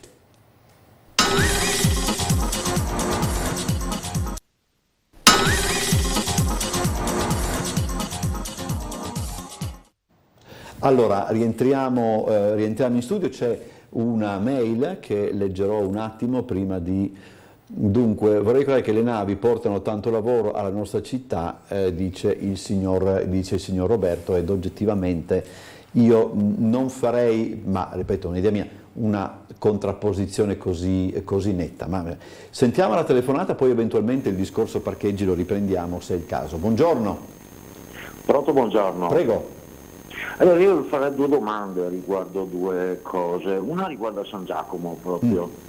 Allora, quel supermercato fatto da poco, quello lì un po' sopra il burlo, allora non ci va praticamente mai nessuno e sta creando un casino con il traffico per via della rotonda, cosa completamente inutile. Ok, il supermercato lì non penso ci stava, perché è stato messo, ce ne sono 3 miliardi di supermercati in queste zone, veramente tantissimi. Ho fatto un supermercato enorme ed è praticamente sempre vuoto. Poi un'altra cosa, sempre su strutture suppongo inutili, allora la pista ciclabile, no? All'altezza delle piscine Bianchi, no? C'è un certo bar pizzeria H24, c'è la ciclabile e sempre macchine parcheggiate sopra la ciclabile, obbligando chi ci va sopra la ciclabile con i monopattini, con le biciclette, a mettersi in mezzo alla strada rischiando di essere buttati sotto. Chiamata la municipale, mi è stato detto mandi un'email, ma è possibile una cosa del genere? Grazie mille. Ok, due questioni allora. Partiamo da... Non ho capito la prima parte, ma insomma la questione riguarda il supermercato di San Giacomo, insomma questo nuovo. Esatto, si riferisse al supermercato che oggi sostituisce quello che era il parco che citava la signora di prima, relativo all'ospedale della Maddalena. Okay. L'ex ospedale della Maddalena. Certo, anche noi siamo dell'idea che un supermercato di quelle dimensioni soprattutto non servisse in quel territorio, che di fatto poi va ad ammazzare tutte le attività più piccole che fanno fatica, ecco, a sopravvivere, e sicuramente non serviva. Non serviva anche perché ha portato una viabilità nuova, diversa, che molti cittadini segnalano come problematica e non ottimale. Anche dal punto di vista della mobilità, noi come circoscrizione ci siamo espressi relativamente a l'intervento urbanistico edilizio, perché come funziona in circoscrizione? Quando ci sono dei progetti che impattano sul nostro territorio ci viene chiesto di esprimere dei pareri. Poi i pareri come dire, non sono vincolanti, però ci vengono chiesti, quindi quando si trattava di esprimere un parere per la realizzazione non tanto del supermercato ma delle abitazioni che sono ancora in fase di cantiere, ci siamo espressi comunque contrariamente, perché è proprio tutta l'azione trasformativa che non ci piaceva, proprio perché, come dicevo prima, è frutto di scelte politiche veramente che risalgono a tantissimi anni fa, ma sono scelte fatte senza considerare gli abitanti, che non sono mai stati interpellati in tutti questi anni e che si sono ritrovati da un giorno all'altro demoliti gli alberi, demolito il palazzo, realizzato un cantiere e via dicendo. Quindi questo non ci piace, soprattutto quando si interviene senza parlare con i residenti. Per quanto riguarda invece la questione, quella è una questione anche di creanza, nel senso parcheggiare su una pista ciclabile. Certo, questa è una segnalazione che posso fare mia, nel senso che come consiglieri riceviamo molte segnalazioni dai cittadini e poi cerchiamo di intercettare gli uffici comunali che poi si occupano di risolvere. C'è anche da dire che non sempre riceviamo anche noi delle risposte, nel senso che a volte gli uffici sono oberati e anzi stiamo cercando di ottenere un miglioramento di flusso di informazioni proprio per dare delle risposte poi ai cittadini che ci chiedono ovviamente di intervenire. Siamo alla prossima telefonata, buongiorno. Pronto?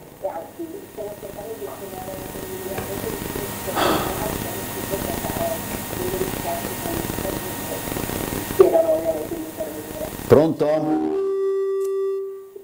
Io faccio ancora un tentativo. Pronto? Pronto? Prego.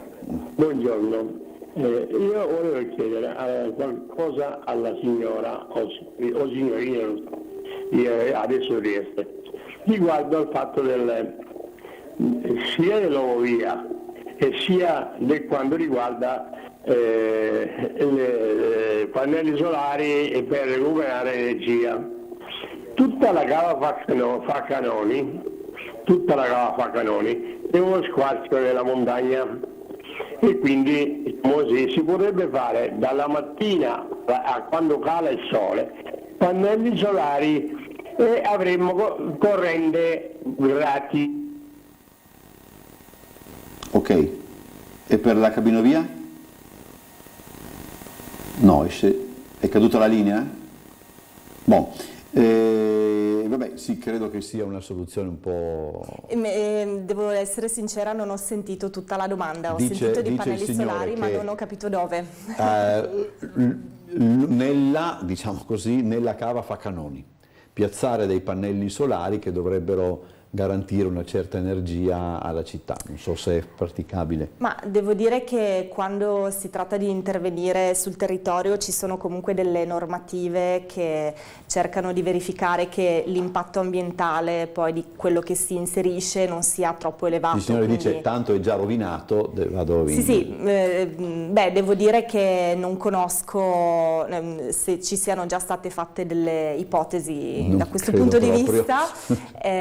Credo fermamente nell'importanza di investire sulle risorse rinnovabili il più possibile, forse prima di iniziare ad intervenire su una risorsa naturale come una cava si potrebbe in realtà partire proprio dagli edifici, quindi dai tetti degli edifici, quelli che lo permettono, insomma. Sentiamo la prossima telefonata, credo, buongiorno? No, non c'è. Allora, parliamo dei parcheggi, che, ripeto, da quanto si sta captando un pochettino in queste settimane, sta diventando un argomento di grande attualità, perché per esempio vengono richiesti dalle istituzioni anche museali. La direttrice del Museo di Miramare ha detto qui c'è bisogno di migliorare, di più parcheggi, eccetera. Effettivamente in città ogni tanto i parcheggi vengono tolti per quanto concerne appunto l'arrivo delle navi, anche per manifestazioni ed altro. Vero è che io immagino anche la risposta di... Allora, oggi non riuscirò a fare questa domanda, già conosco, però insomma, casomai la riprendo anche col consigliere Martini se non ce la facciamo. Buongiorno. Buongiorno, Pelleria? Sì. Io voglio intervenire per la zona di Roiano. Sì. Per la zona di Roiano, che la piazza doveva essere un polmone verde in mezzo alla nuova piazza, un polmone verde in mezzo a Roiano, che Roiano manca il verde. Invece è un trionfo della cementificazione, tra l'asilo senza finestre da una parte e quei bunker per il prospetto dall'altra parte, in mezzo è rimasto solo un foglio di terra che avevano messo 3-4 alberi, e quindi lì che poteva essere un posto urbano, hanno fatto tutto la cementificazione. È veramente proprio andare contro rovinare tutto, insomma, ecco. E poi lì vicino a Roiano c'è anche il famoso Bosco Bovedo, abbastanza vicino, che anche lì si sta per fare un assassinio veramente del bosco, con quella maledetta Eurovia. Okay. Ecco, tutto qui. Grazie. Grazie.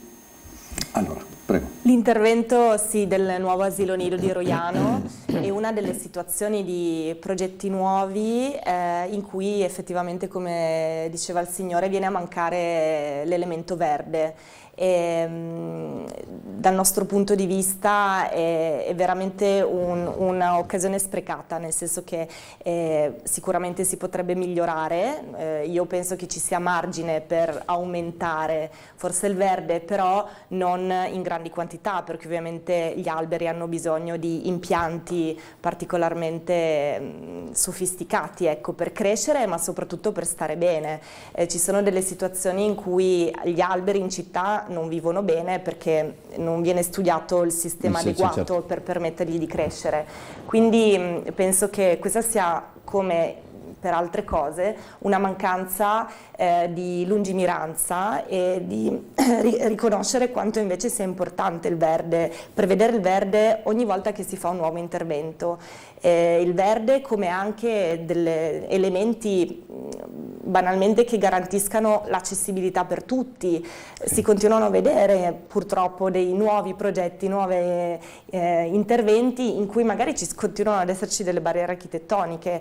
Io credo che questo derivi probabilmente da una mancanza di nuovo di condivisione dei progetti con la cittadinanza, perché sono sicura che se gli uffici comunali, se ovviamente gli assessori avessero deciso di presentare il progetto alla cittadinanza prima della realizzazione e cantierizzazione, sicuramente sarebbe emerso come la mancanza di verde sarebbe stato un problema. E forse ci sarebbe stata l'occasione, l'opportunità di intervenire per tempo. Quindi tra l'altro, pensando alla circoscrizione quinta, noi abbiamo anche tutto il comprensorio dell'ex Fiera che insiste sulla quinta circoscrizione, ed è anche un tema che, devo dire, un po' ci preoccupa, proprio perché non sappiamo che cosa dovrebbe avvenire e ci piacerebbe invece che i cittadini fossero a conoscenza del futuro di un'area estremamente vasta e importante oggettivamente. Allora, parcheggi. Vediamo dunque, è vero che voglio dire, bisogna in qualche modo limitare il traffico delle auto, eccetera, però insomma è anche vero che non puoi toglierne rispetto a quelli già pochi che ci sono. Come si va avanti in questo senso, secondo voi? Ci siamo abituati come società o comunque come città a poter arrivare con l'auto ovunque, e siamo arrivati probabilmente a un punto di saturazione. Bisogna come cittadini provare a cambiare approccio, quindi provare a utilizzare di più il trasporto pubblico, quindi la rete di autobus che abbiamo, che è molto vasta, molto ben funzionante, è un modo. Io personalmente lo faccio e in realtà non ho l'ansia di cercare parcheggio, che è nettamente, cioè prendere l'autobus o aspettarlo è veramente molto più positivo per me che non perdere tempo a cercare parcheggio, proprio dal punto di vista pratico. Dal punto di vista gestionale, quindi di prendere delle decisioni, la politica deve però investire sul trasporto pubblico, perché così non è sufficiente. Quindi è un lavoro che devono fare gli amministratori e i cittadini, nel vedere che viene fatto, ovviamente viene data importanza al trasporto pubblico, poi lo utilizzano, lo usano. Ora siamo in un momento di transizione in cui tutti stanno soffrendo questa saturazione e quindi vanno fatte delle scelte che però diano ai cittadini delle indicazioni specifiche, migliorare soprattutto per certi spostamenti, scegliere il trasporto pubblico alla propria automobile.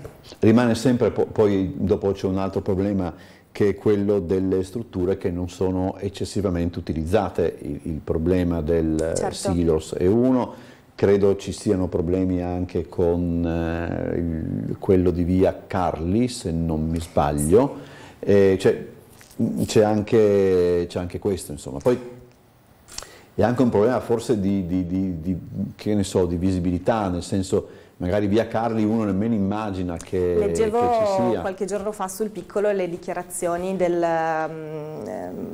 presidente di Saba, di Park Saba, il proprietario.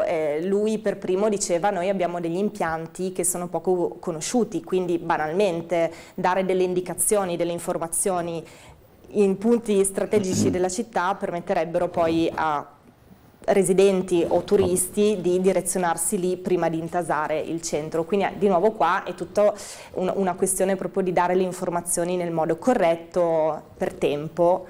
Vero è anche che poi, diciamo, che bisogna anche dirlo, i prezzi dei parcheggi, quelli coperti, insomma, diciamo, sono delle volte assolutamente... E poi penso che là non funzioni. Io ce l'ho e mi trovo benissimo. Easy Park è un'ottima cosa, perché ti consente anche poi di pagare per il minutaggio, che cioè, parcheggi 45 minuti, paghi 45 minuti, non un'ora, insomma, che mi pare... Vabbè, insomma, questo però, come diceva il barman di Irma la Dolce, è un altro discorso, e credo però che lo sentiremo spesso nei prossimi mesi.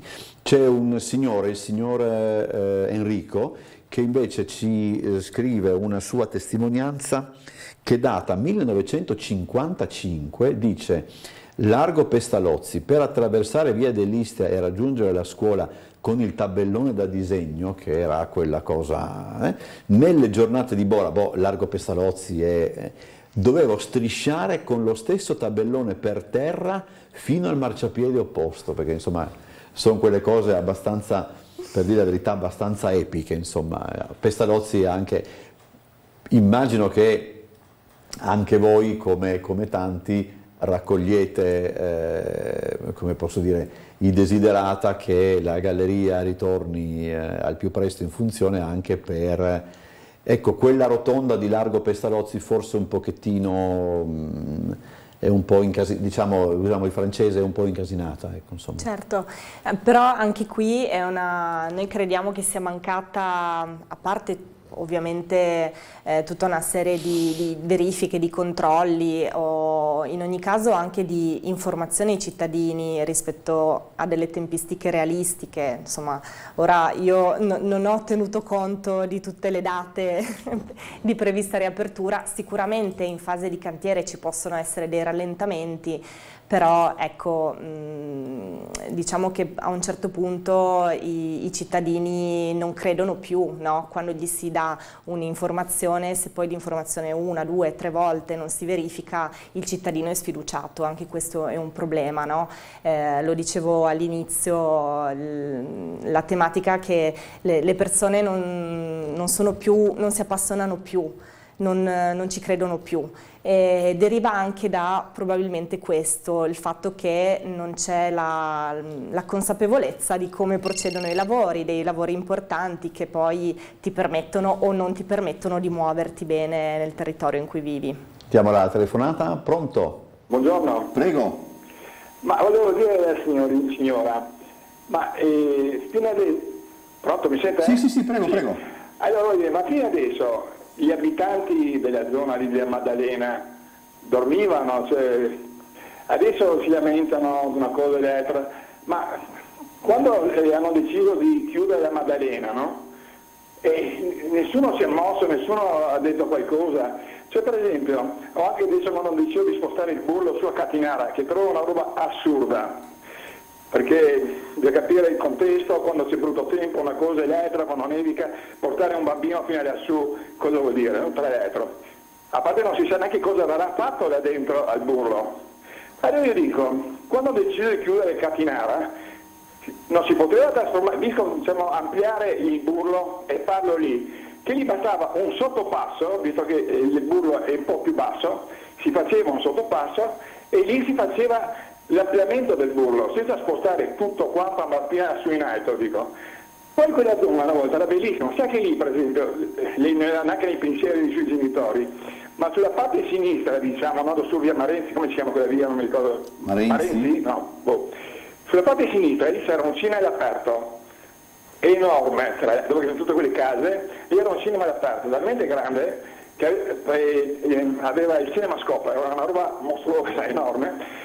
C'era tra l'altro era una zona che tu ti sedevi e guardavi il film, un po' più indietro addirittura c'erano i tavolini che si poteva mangiare e guardare il film, perciò era uno spettacolo. Allora io dico, no? Nessuno è intervenuto quando hanno detto buttiamo giù e costruiamo il supermercato, perché qualcuno non si è mosso a dire no, lasciamo il muro dov'è, li ampliamo e cioè, senza fare tutto questo, giustamente quel supermercato che non serve. Grazie, arrivederci. Allora, per questo punto effettivamente io quando è successo tutto probabilmente ho 35 anni, forse ero già piccola, però quello che è successo dove attualmente c'è il supermercato deriva veramente da delle scelte di parecchi anni fa e il supermercato non era tra le scelte progettuali quando si è deciso di vendere in realtà l'area e di demolire tutto il bosco e demolire gli edifici, si è arrivati poi con degli altri strumenti a decidere che poi si sarebbe sorto un supermercato. Il Comitato Maddalena Vive è sorto lo scorso dicembre sono stati proprio degli abitanti che vivono lì o vivevano lì, nel senso che poi si sono trasferiti fuori Trieste e tornando a Trieste hanno trovato un quartiere molto diverso rispetto a quello che avevano lasciato. Quindi una serie di coincidenze li hanno portati a chiedere appunto un risarcimento verde, però c'è da dire una cosa a cui tengo e cui spero che ci sia poi un lieto fine, nel senso che proprio nell'area che diceva il signore, quindi siamo su via Marenzi, che è una delle aree che poi insiste sull'anello verde, attualmente c'è un'area dismessa che è di proprietà di Ater. Quindi un'area dove c'è la ciminiera essenzialmente, per intenderci. È un'area che noi come circoscrizione abbiamo avuto il piacere di parlare con il direttore di Ater e ci raccontava che lì attualmente ci sono dei fondi della regione per realizzare degli edifici, degli appartamenti Ater. Però noi ci stiamo muovendo come circoscrizione insieme al comitato per capire se invece che realizzare dei nuovi edifici Ater lì si potrebbe magari mantenere l'area aperta e creare la piazza della Maddalena, perché il quartiere non ha una piazza per esempio. una piazza alberata, una piazza verde, un'area pubblica che sia di tutti e per tutti. Posso dire che in realtà abbiamo già avuto modo, sempre in circoscrizione, di parlare con gli assessori competenti, che sono l'assessore Lodi e l'assessore Babuder, per il patrimonio e l'area verde, gestione del verde, e c'è in realtà ascolto, c'è apertura nel capire se c'è la possibilità di fare qualcosa di diverso, e sembra che ci sia apertura anche da parte del sindaco, quindi come dire, si tratta di fare ovviamente degli incontri, di fare degli studi, però non c'è chiusura su questo. Io la vedo veramente come un'apertura ottimistica per un rione che potrebbe veramente avere un risarcimento. Dovete anche però voi dopo, non è il caso di ricordarvelo, insomma, far da tafani in questo senso. Certo, però devo dire che questo tema è sentito come importante da parte di tutti i componenti della circoscrizione, quindi non è solo un tema di parte, ecco. Allora, il signor Gianni dice un chiarimento per la conoscenza della Maddalena: gli alberi che purtroppo sono stati abbattuti circondavano il comprensorio, all'interno non esisteva un parco, poiché il terreno era occupato dai padiglioni che ospitavano i malati di TBC. Questo dice forse era un parco adesso che veniva creato, cioè non era nato come parco, ma praticamente lo diventava, perché potevi comunque passeggiare tra i padiglioni. C'erano molte alberature, mi spiace di non aver portato oggi, c'è un nostro amico che ha ricostruito prendendo da Google Maps le immagini dall'alto dell'area, quindi ha ricostruito tutto quello che è successo prima e dopo, ed è veramente impattante, cioè si vede un polmone verde che diventa quello che sappiamo essere oggi. E in realtà quindi sì, c'erano dei padiglioni, però intorno c'era un parco verde. Per parlare invece in ultima battuta del trasferimento del Burlo a Cattinara, è un altro tema che ci preoccupa e su cui ci stiamo documentando, cioè come adesso Trieste stiamo cercando di parlare con chi è esperto, con chi lavora nell'ambito della sanità per comprendere di più. Purtroppo da Asugi ci sono poche risposte, citiamo anche la chiusura dei consultori che ci sta molto preoccupando, perché anche il consultorio di San Marco, che quindi di via San Marco, che è qui da circoscrizione, esattamente come il consultorio di San Giovanni, sembra che siano destinati ad essere chiusi, e purtroppo non abbiamo delle risposte da Asugi, ed è una cosa che ci preoccupa. Allora c'è ancora una precisazione per quanto riguarda Maddalena: tutta l'operazione di dismissione e vendita è stata condotta, scrive la signora Giuliana, dall'allora amministrazione Illy. Difatti parliamo, sì, appunto, primi anni 90, ecco, come datazione in sostanza. Sulla questione anche sulla questione del Burlo, credo che ne sentiremo parlare parecchio, per dire la verità. Io credo, adesso non vorrei dire una stupidaggine, eccetera, però credo che semmai vi sono dei problemi, credo che il problema della bora, del brutto tempo, eccetera, sia l'ultimo dei problemi. Cioè, non ci sarebbe una ratio nel trasferire proprio il Burlo a Cattinara se queste problematiche non fossero state attentamente valutate e non risultassero superabili. Si può essere favorevoli, si può essere contrari, eccetera, per tutta una serie di ragioni. Personalmente tendo a pensare che questa non sia una delle più pregnanti, ma ripeto, questa è una considerazione assolutamente mia, eccetera. Allora, ricordiamo assieme a Barbara Chiarelli, consigliere circoscrizionale di Adesso Trieste, gli appuntamenti di quest'oggi per quanto riguarda MAD Lab. Si parte già alle 10, quindi adesso ora che esce da noi va subito su a organizzare?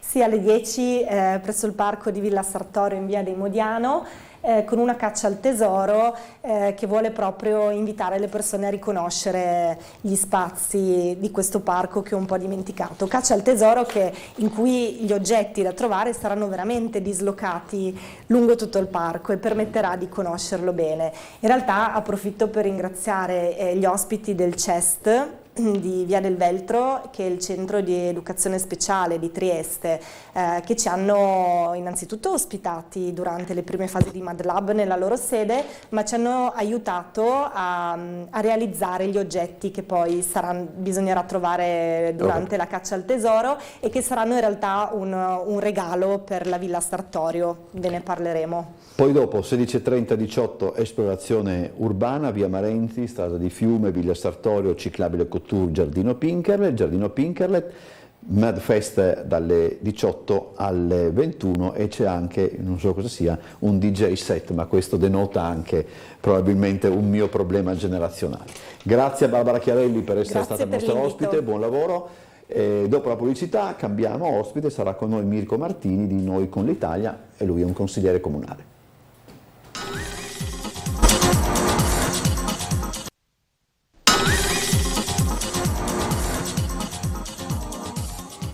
Allora, cambio ospite, siamo in compagnia adesso fino alle 10 di Mirko Martini, che è consigliere comunale di Noi con l'Italia. Grazie per essere tornato nei nostri studi. Allora, parliamo di questa questione che a mio avviso, come si diceva anche prima, nelle prossime settimane penso sarà abbastanza di attualità, perché in qualche modo evocata anche per esempio dal direttore del museo del Castello di Miramare, eccetera, ed è la questione dei parcheggi e conseguentemente anche del trasporto pubblico. Dicono se la città intraprende la strada dello sviluppo turistico, deve dotarsi di un trasporto pubblico più capillare, quantomeno verso determinati luoghi, ma c'è anche il problema del numero di parcheggi non eccessivo.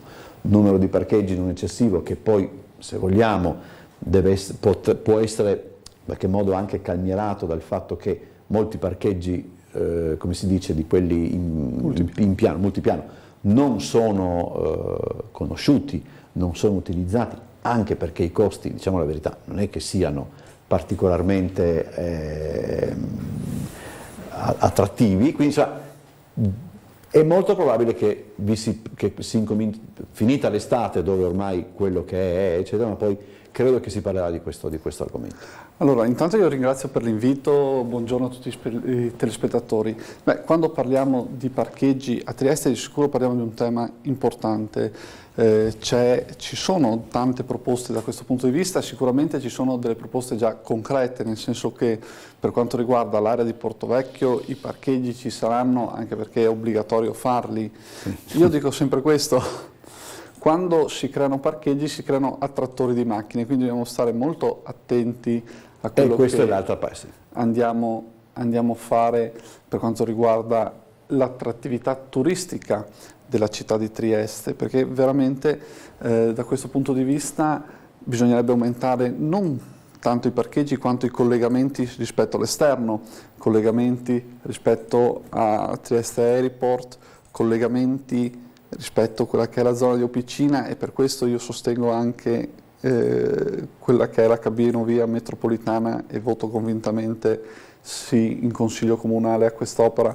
Quindi da questo punto di vista, alle volte anche per fare una pista ciclabile devi togliere alcuni parcheggi, però dopo hai la pista ciclabile. Sono tutte questioni da calmierare e vedere. Di certo la questione del trasporto pubblico diventa fondamentale nel momento in cui tu crei hub di parcheggi fuori dal centro città.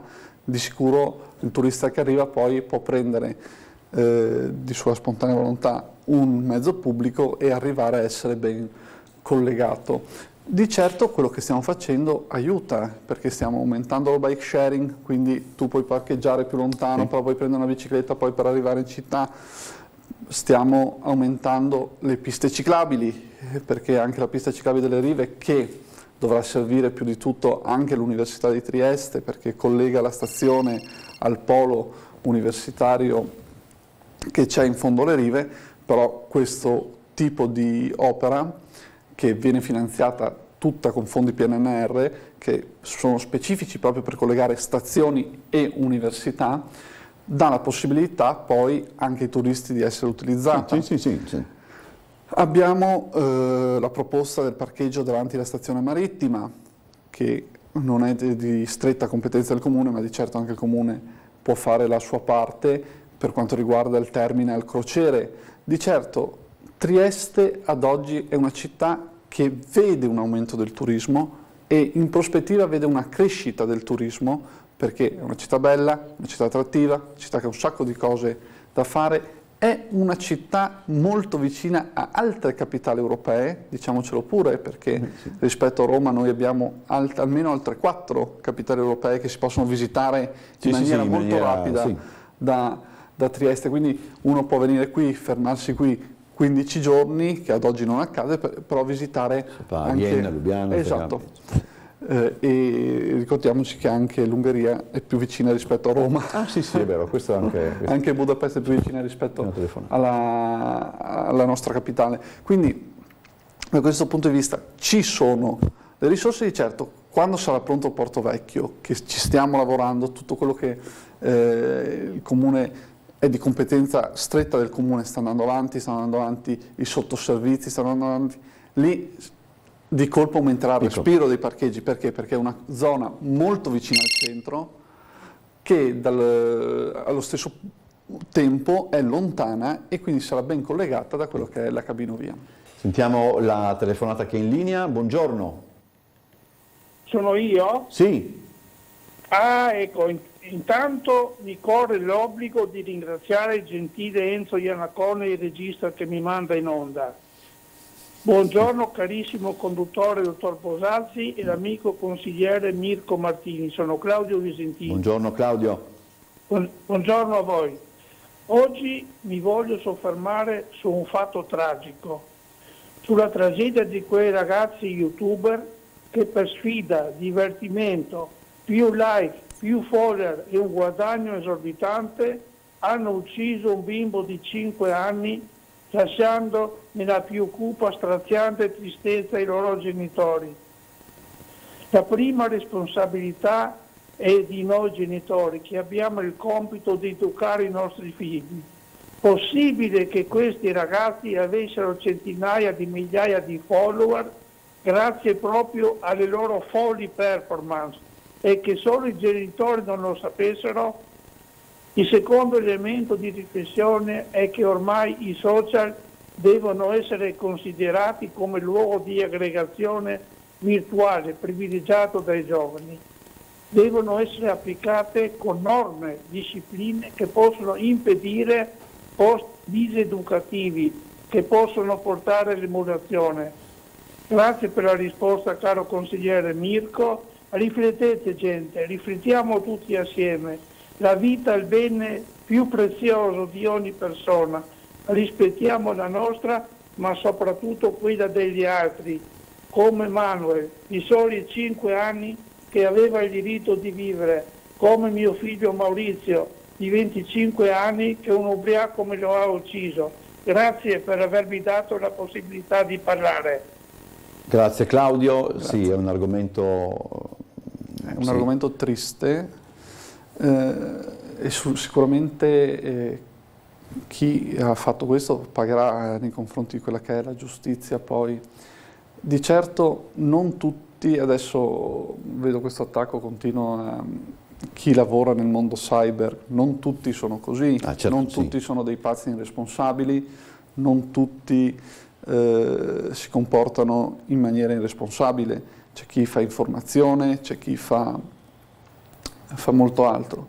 Di certo le sanzioni devono essere pesanti da questo punto di vista, specie per quanto riguarda, infatti l'ha annunciato anche il ministro Salvini, il ministro dei trasporti, che inasprirà le sanzioni per chi utilizza il cellulare mentre è alla guida. perché giustamente è una cosa che distrae molto e in questo caso abbiamo perso la vita di una bambina di 5 anni. Un maschio. Un bambino di 5 anni, ma non solo, c'è una madre che è stata gravemente ferita, un fratello che è stato gravemente ferito, lì si rischia di fare una strage molto più grave.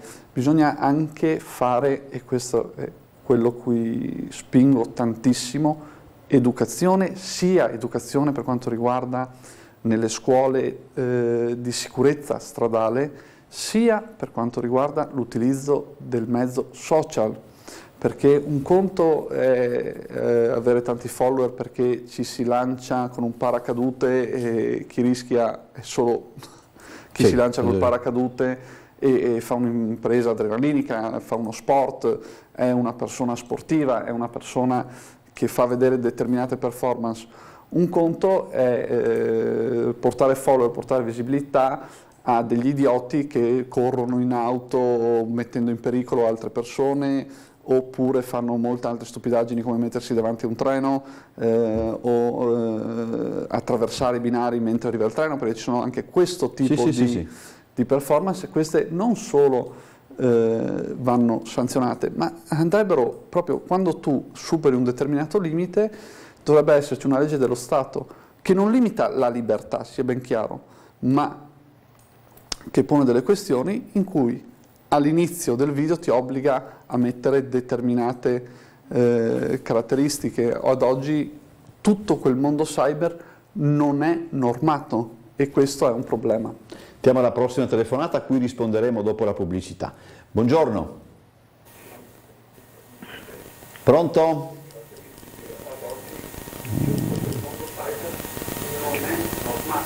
Pronto? Pronto, sì. Ecco, prego. Buongiorno signora. Buongiorno. Ah sì, buongiorno, guardi, sono la signora Gianna. Pronto? Prego. Sì, sono la signora Gianna. Vi ringrazio, non è vero, per poter partecipare. Ho sentito quello che ha detto il signor Mirko, non è vero? Veramente mi associo. Sì. Signora, vada avanti. Io mi associo allora a quanto ha detto il signor Mirko, no? Il deputato Mirko, per quello che è successo a Roma.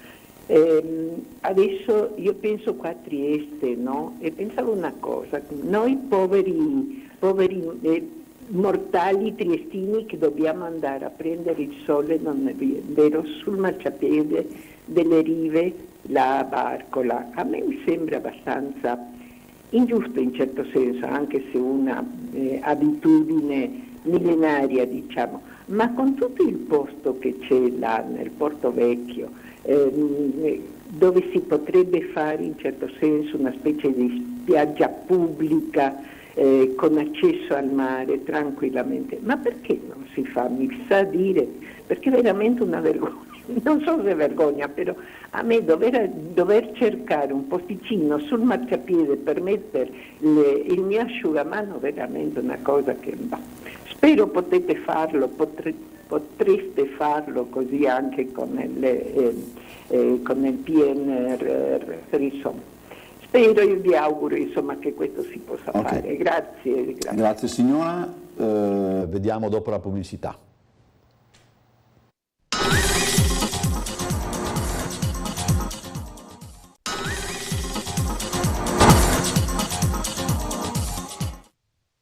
Allora, rientriamo in studio, siamo in debito di una risposta alla signora che ha telefonato prima e che chiedeva come mai non si sia pensato di realizzare all'interno del Porto Vecchio uno stabilimento balneare o una spiaggia, eccetera. Devo dire la verità che è la prima volta che sento un discorso, seppure virgolettato, contro l'abitudine di andare al bagno a Barcola, eccetera, ma insomma adesso. Il Porto Vecchio proprio non si adatta per quanto riguarda a questo tipo di proposta. È sempre bello sentire proposte, però il Porto Vecchio di Trieste è un ex porto, ha una conformazione, una struttura molto particolare e quindi è molto difficile creare spiagge lì. Inoltre immagino con il continuo passaggio di barche, quanto debba essere difficile poi anche per i bagnanti andare lì. Di certo Trieste offre molte opportunità per quanto riguarda il godersi il mare, immagino anche la zona che il Comune di Trieste ha rinnovato proprio a Barcola, risistemando quelle che sono le aree, mettendo le scalette, mettendo tutti quelli che sono alcuni dei servizi che servono per potersi godere il mare. Trieste è una città che ha un rapporto difficile con il proprio mare, e lo dico sempre, un lungomare attaccato al centro non c'è, e quindi è un rapporto rispetto ad altre città marittime più distaccato rispetto il proprio mare. Questa è una cosa che avevo percepito arrivando qui a Trieste. Per quanto riguarda poi Porto Vecchio, ricordo che sul terrapieno di Barcola c'è il progetto di Cittadella dello Sport, che è un progetto fondamentale per lo sviluppo anche sportivo di Trieste, che prevederà anche campi da beach volley, prevederà campi da padel, prevederà tutta la struttura lì, però ricordo che per fare una scogliera o comunque sì, uno stabilimento, esatto, uno stabilimento lì, c'è un costo di solo per quel tratto, per chi conosce bene sa che il tratto non è grandissimo, di 5 milioni di euro solo per la scogliera, cioè è un investimento che fa lo Stato, però da questo punto di vista c'è ovviamente un'attenzione. Una proposta invece che parlavamo prima di Trieste, città turistica, e ora mi aggancio a quello che è Trieste e il suo mare, è una proposta che voglio portare avanti con forza, ed è l'accesso del mare ai disabili in maniera autonoma a Trieste. Su questo sto sviluppando una proposta, devo parlare meglio con assessori e uffici, per poter permettere di avere delle strutture come ci sono in Croazia, che fino dall'84 sono presenti in Croazia determinate strutture, perché se parliamo di Trieste città turistica, non di Trieste città che subisce il turismo, che sono due cose diverse. Noi dobbiamo essere una città che governa il turismo che arriva, che governa il turismo delle navi, non che subisce l'arrivo semplicemente delle navi o dei turisti e lo lascia fuori controllo. E da questo punto di vista anche dare questa possibilità di inclusività, dare questa possibilità di stampo sociale e di stampo economico, perché poi attireremo turisti disabili a Trieste, e dare alle persone con disabilità l'accesso al mare. Questa è una cosa che voglio portare avanti con forza, perché è un argomento sia di stampo sociale, sia di stampo economico, sia di stampo turistico, sia per quanto riguarda l'equità e l'uguaglianza delle persone. Quindi questa è una cosa che stiamo sviluppando, che noi con l'Italia / Noi Moderati, perché adesso sta cambiando il nome ed è presente in Parlamento come Noi Moderati, e come gruppo parlamentare Noi Moderati, che è presieduto da Maurizio Lupi. Quindi abbiamo molte proposte, una di queste è proprio dare la possibilità autonoma a un disabile di accedere al mare, perché l'autonomia per quanto riguarda i disabili deve essere uno dei punti fermi, e tutti gli investimenti che sta facendo anche il Comune di Trieste per il sociale, immagino poi la casa San Giovanni che era stata aperta proprio per persone con disabilità, che come Presidente della prima commissione ho voluto visitare, parla sempre di disabili, ma di autonomia dei disabili, di vita dei disabili, di integrazione delle persone diversamente abili, perché alla fine si vuole arrivare a quel livello. Cosa.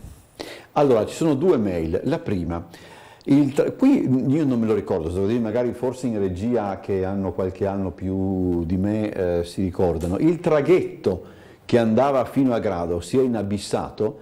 Da piccolo mi ricordo delle escursioni con mio padre nel Golfo a bordo delle barche che partivano da Piazza Unità.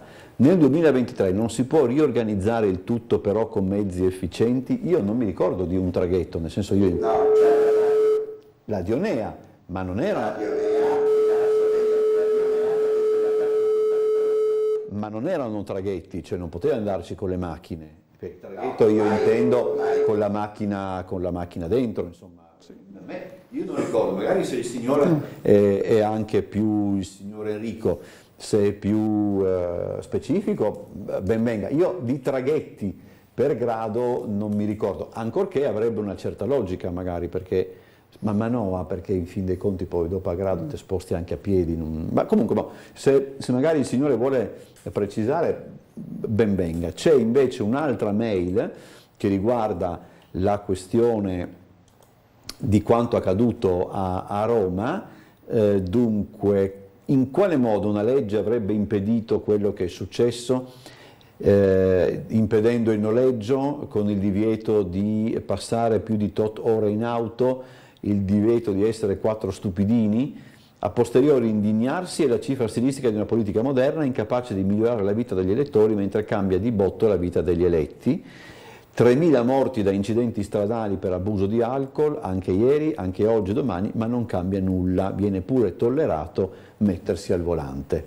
Non so se... No, questo non è per nulla tollerato e sicuramente aver avuto pene più aspre per quanto riguarda l'utilizzo del cellulare durante fisicamente la guida, forse non avrebbe evitato nulla, ma almeno avrebbe cercato sicuramente di mettere un freno a questa cosa. Ci sono troppe persone che oggi si mettono alla guida e fanno video in diretta, video sui social, guardano i social mentre sono alla guida e questo uno Stato non può tollerarlo.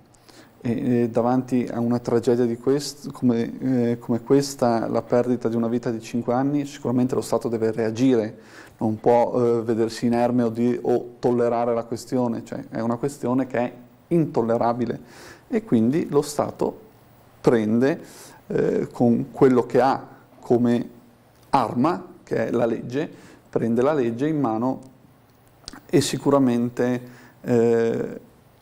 va poi ad impedire certi comportamenti e lo può fare solo con le sanzioni e con l'educazione, perché non è che solo col bastone si agisce, bisogna educare fin dalle scuole, fin dalla tenera età e soprattutto sull'abuso di sostanze alcoliche.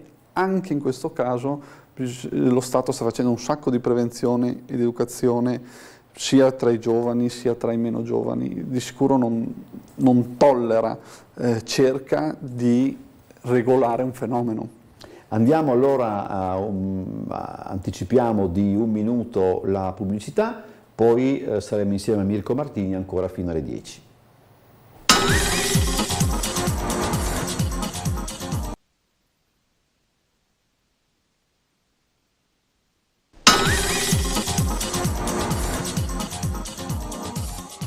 Allora rientriamo in studio, c'è un'altra domanda che volevo porre a Mirko Martini, consigliere comunale, Noi con l'Italia, no? Noi con l'Italia. Allora, le periferie, prima abbiamo parlato con la consigliere circoscrizionale abbiate pazienza, è palese che abbia dormito male questa notte, con la consigliere circoscrizionale di adesso Trieste, di una situazione particolare, di tutta una serie anche di iniziative, eccetera.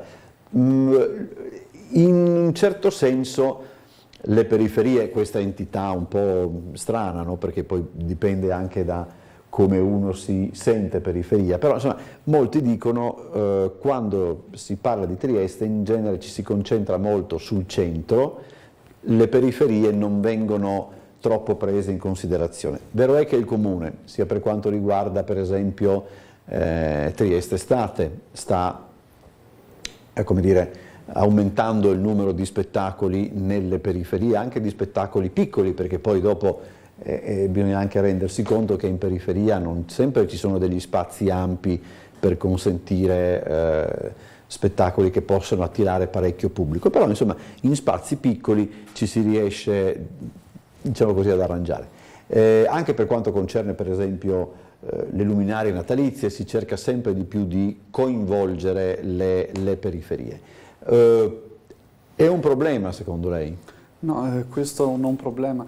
Allora, diciamoci quella che era la realtà delle cose. Adesso Trieste sta puntando a parlare di periferie, e perché? Perché il centro-sinistra di media perde in periferia contro il centro-destra alle elezioni, diciamocelo pure, e quindi da questo punto di vista loro stanno aggredendo di più quel tipo di elettorato con delle proposte che poi quando sei all'opposizione è molto più facile fare proposte, è molto più facile dire cose, è molto più facile dire fregnacce, cioè nel senso che tu parli di periferie quasi a casaccio, oppure ci parli, ci fai eventi, fai cose, in realtà poi ci vuole anche concretezza, no? E la possibilità di fare determinate cose nelle periferie, perché è bello parlare di commercio di prossimità, poi devi trovare il commerciante che lì ci sta e che investe in quella zona, quindi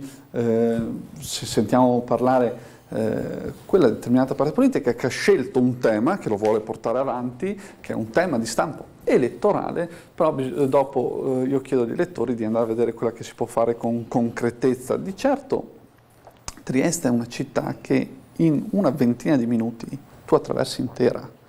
Di certo non quando c'è traffico, perché quando c'è traffico ci ho messo dalla stazione ad arrivare qui 45 minuti, ma non è una città, non è New York. Los Angeles, esatto. Se vogliamo proprio. Oppure Roma che ha degli spostamenti difficilissimi per non andare oltreoceano. Tra l'altro, no? se noi ci lamentiamo, chi si lamenta del trasporto pubblico di Trieste deve vedere quello che è il trasporto pubblico a Roma. Ok, no, io non commento ovviamente gli altri, si può sempre migliorare e di questo ne sono totalmente consapevole. Quando si investe bene sul territorio si può migliorare sicuramente anche la mobilità interna a Trieste. Però sul tema periferia io penso che il Comune di Trieste stia facendo già molto. Si parlava proprio come aggancio a Trieste Estate, tutte le iniziative che stiamo facendo di Trieste Estate con proprio le circoscrizioni, quindi da questo punto di vista stiamo facendo molto. E la cosa bella di Trieste, perché io ho girato durante la campagna elettorale, sto girando vari rioni, sto girando le periferie, è che molte volte, sebbene non sia lontanissimo dal centro, non sia, trovi una comunità nella comunità. Trovi per esempio a San Giacomo una determinata comunità nella comunità di Trieste, e questo è molto bello anche perché si vive meglio assieme, nel senso che se si crea comunità poi si vive meglio. Allora, prima della telefonata il signor Enrico dice che intendeva appunto la Dionea e ha sbagliato il termine e non un traghetto, però voleva anche come dire, ricordare il periodo in cui con suo papà utilizzava la Dionea per andare a grado, insomma, quindi è una specie di amarcord, insomma. Andiamo chi è in linea, buongiorno. Buongiorno. Prego. Ascolti, cioè riguardo il fatto... aspetta un attimo, scusi. Sì. Riguardo il fatto di Roma... Sì. Volevo dire una cosa, i concessionari che hanno dato il noleggio a questi ragazzi questa macchina sono colpevoli come loro, perché adesso le spiego, signor Donati, perché c'è una legge che dicono che a una certa età tu non puoi guidare tot cavalli per la potenza di una macchina. Questi avevano un mezzo che era oltre 650 cavalli e non dovevano guidarla questa macchina qua. Quindi hanno dato un mezzo a delle persone, tra l'altro, che sono anche poi, cioè, non so, visto che roba facevano, a parte quello, quindi anche loro sono colpevoli. I concessionari devono controllare l'età dei ragazzi, cioè, non so, tutta una cosa giusta. Tu non puoi dare un mezzo così, questo qui è un proiettile, capito? Questo è un fucile carico che loro hanno dato in mano. Mosatti, la ringrazio e buona giornata. Grazie a lei. Quindi abbiamo capito anche dove si poteva eventualmente intervenire, alla radice, insomma. Ecco. Ma nella realtà delle cose non si poteva fare, nel senso che se uno dei genitori poi sceglieva di noleggiare la macchina al figlio, difatti per il questo noleggio, era stato anche sottolineato. Perché... È impossibile controllare questa cosa, quindi dire questo è ingeneroso nei confronti di chi fa un lavoro, diciamocelo pure, e cerca di farlo al meglio rispettando leggi e regole. Adesso non cerchiamo di trovare un colpevole, perché poi per il diritto penale, se noi andiamo a utilizzare una determinata teoria del diritto penale, che è quella del nesso di causalità, si può regredire con una determinata teoria fino all'infinito, no? Nel senso che quando uno spara, poi si dà la colpa a quello che ha venduto la pistola, e poi se quella pistola non fosse fabbricata non sarebbe stata venduta, poi sì, ci sono dei colpevoli, hanno fatto i loro errori, pagheranno nei confronti della giustizia e sicuramente resterà per sempre nel loro cuore anche quello che è stato fatto, quello che è accaduto. Ed è giusto che sia così, nel senso che quando togli la vita a qualcuno non deve essere per nulla facile. Cercare nel noleggio un colpevole significa fare giustizia sommaria, e mi dispiace, ma questo tipo di giustizia da social non la condivido, nel senso che forse anche come rappresentante di un'istituzione, da consigliere comunale, devo difendere quello che è il sistema costituzionale e il sistema delle istituzioni italiano, che ha determinate caratteristiche ed è giusto che continui a mantenere quelle caratteristiche. La facile giustizia, ripeto, perché prima la si faceva, con tutto il rispetto che si può avere per il lavoro del giornalista, sui giornali, no? Una giustizia sommaria. Ora il giornale, perché si è elevato rispetto al social, fa un po' più di fatica a fare questo tipo di giustizia sommaria, e il social la fa più facilmente. Se la concessionaria che ha dato l'auto non avrà fatto determinati controlli, non avrà rispettato determinate leggi e regole, sicuramente pagherà sempre, però con il controllo dello Stato e nella giustizia. Allora, a proposito di parcheggi a Trieste, il signor Luca dice: i problemi dei posti auto rispetto alle auto presenti sul territorio è prima di tutto e soprattutto di chi a Trieste ci vive. Spero di sbagliare previsione, ma credo che il parcheggio di Roiano, per come è stato concepito, non risolverà il problema dei posti auto a Roiano, ma servirà solo a ridurre il numero di auto che dopo una certa ora sono costrette a parcheggiare in divieto. Allora, per quanto riguarda il parcheggio di Roiano, che si trova davanti a un asilo nido che abbiamo visitato, che io stesso sono andato a visitare come componente di commissione, quel parcheggio è stato concepito in un determinato modo, tradotto, non potendo fare un maxi parcheggio nell'area, è stato concepito un parcheggio a rotazione che potesse dare respiro a quell'area. Di certo potevamo fare un mega parcheggio multipiano, togliere l'asilo, non fare determinate scelte. Abbiamo fatto una scelta di compromesso che accontentasse tutto il territorio e tutte quelle che sono le esigenze del territorio, quindi lì ci sarà un asilo moderno, un asilo con una determinata forma, un asilo nido che permetterà ai bimbi di sviluppare determinate caratteristiche. Quando sarà inaugurato sarà reso pubblico tutto il processo che è stato fatto per arrivare a quell'asilo nido e a quella forma particolare, perché ha una forma anche particolare, e dall'altro canto c'è quello che è un tentativo, non pretendiamo che quello risolva il problema, di certo attenuerà molto quel problema, che già questo penso che per Oriano sia un profondo respiro. Quell'area si sta riqualificando tutta, prima lì c'era del filo spinato arrugginito, oggi abbiamo un asilo, un parcheggio, una piazza e un luogo per le persone di aggregazione. Allora, c'è una signora che segnala, a proposito di periferie, erba alta in via San Pasquale e via San Martino, e credo che qui ci troviamo sopra a Rozzose, se non mi sbaglio. Quando si pensa di intervenire, sfalciata erba al Ferdinandeo solo perché inizia il Triskel, punto di domanda.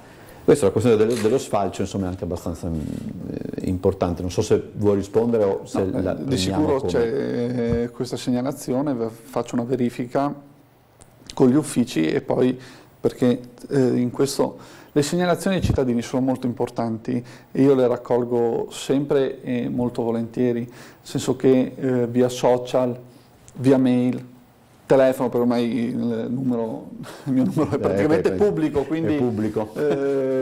Cerco di rispondere a tutti e di andare a vedere tutte le segnalazioni, anche molte volte mi ritrovo a piedi per città e c'è chi mi riconosce e mi dice vieni un attimo con me, mi si avvicina, vieni un attimo con me che ti porto a vedere una determinata questione, ed è giusto che sia così, questa vicinanza che c'è dal canto mio ai cittadini e alle segnalazioni.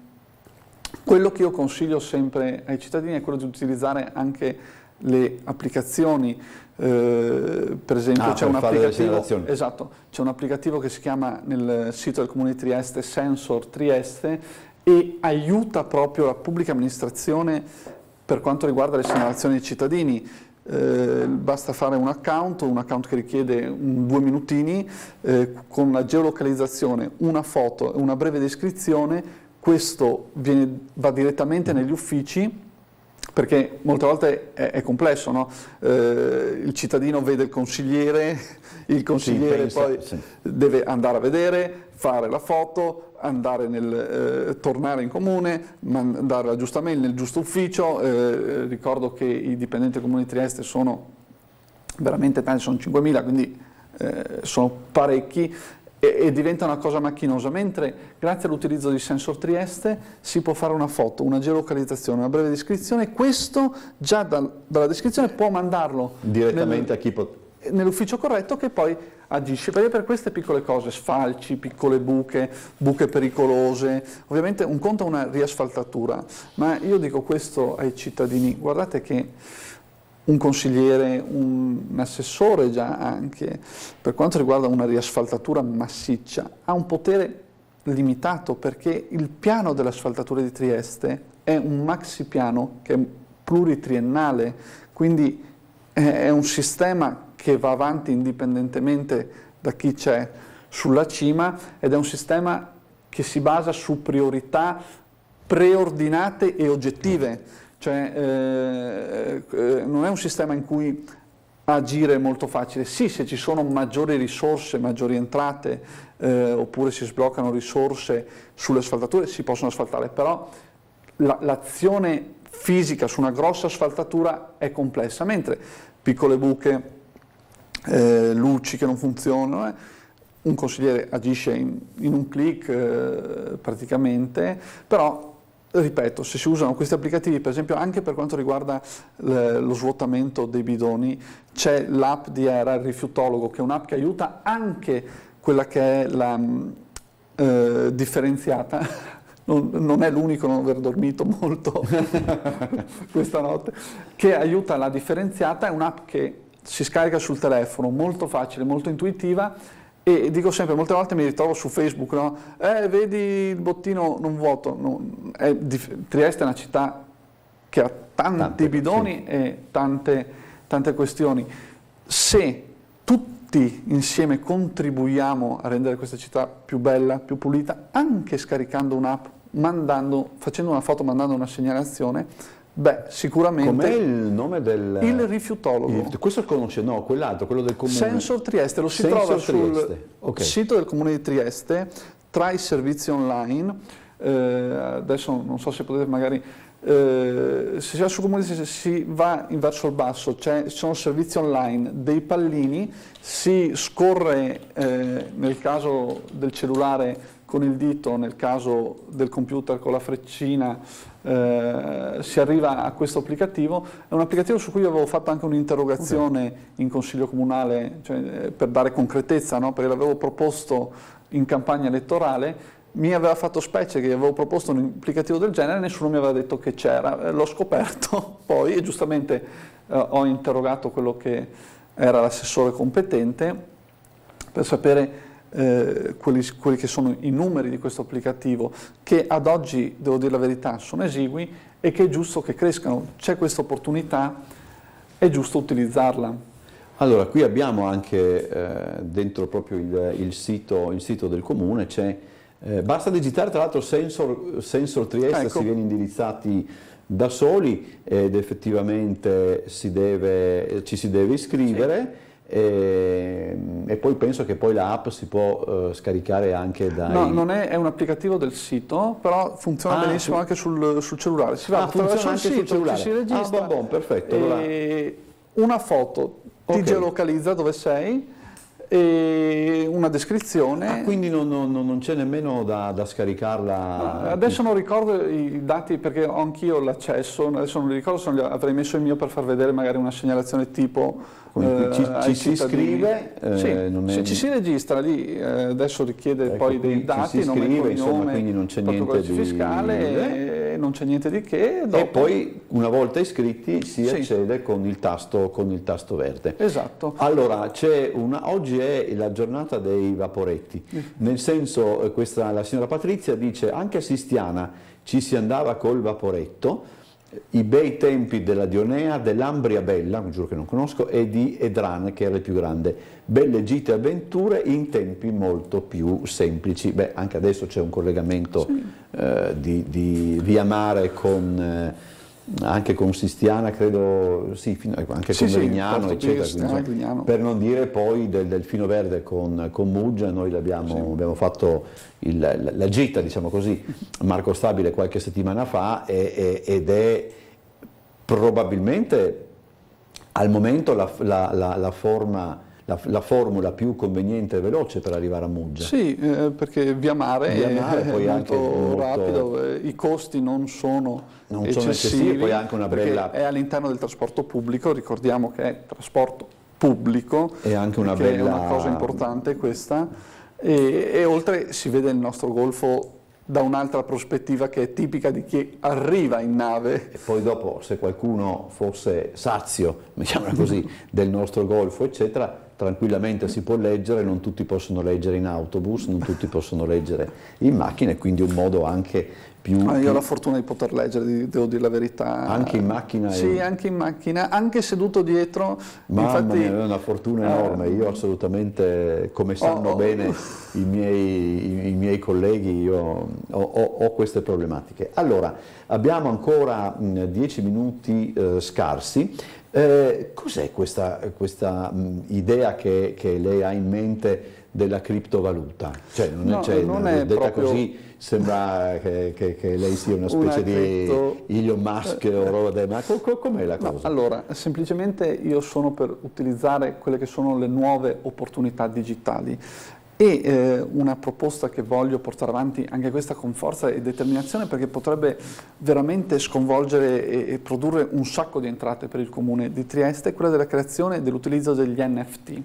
Cosa sono gli NFT? Perché dobbiamo partire da questo.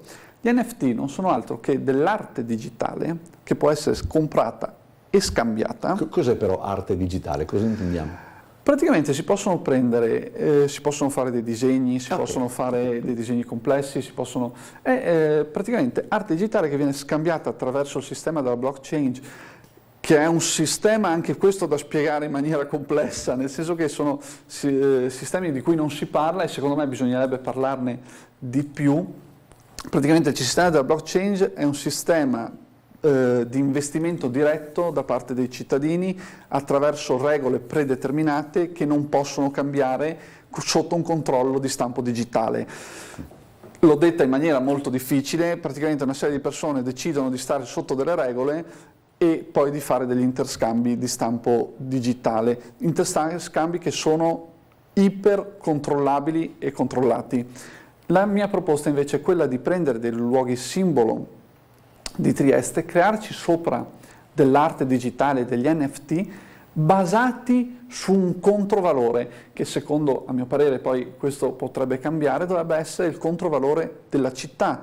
Tradotto, se la città cresce, il tuo NFT poi cresce di valore, lo puoi scambiare a un valore maggiore, e in questo interscambio chi ha generato quel determinato NFT, che in questo caso sarebbe l'amministrazione pubblica, ci guadagnerebbe in maniera continua, si crea un ingresso, un'entrata continua. Ad oggi è totalmente un mondo insfruttato dalla pubblica amministrazione, questo, e so che per molti ho parlato in maniera molto complessa. Praticamente è come fosse un'azione, per farci capire, che sta sotto determinate regole preordinate, quindi si sa già sotto che regole si sta, ci sono aziende che lo sfruttano.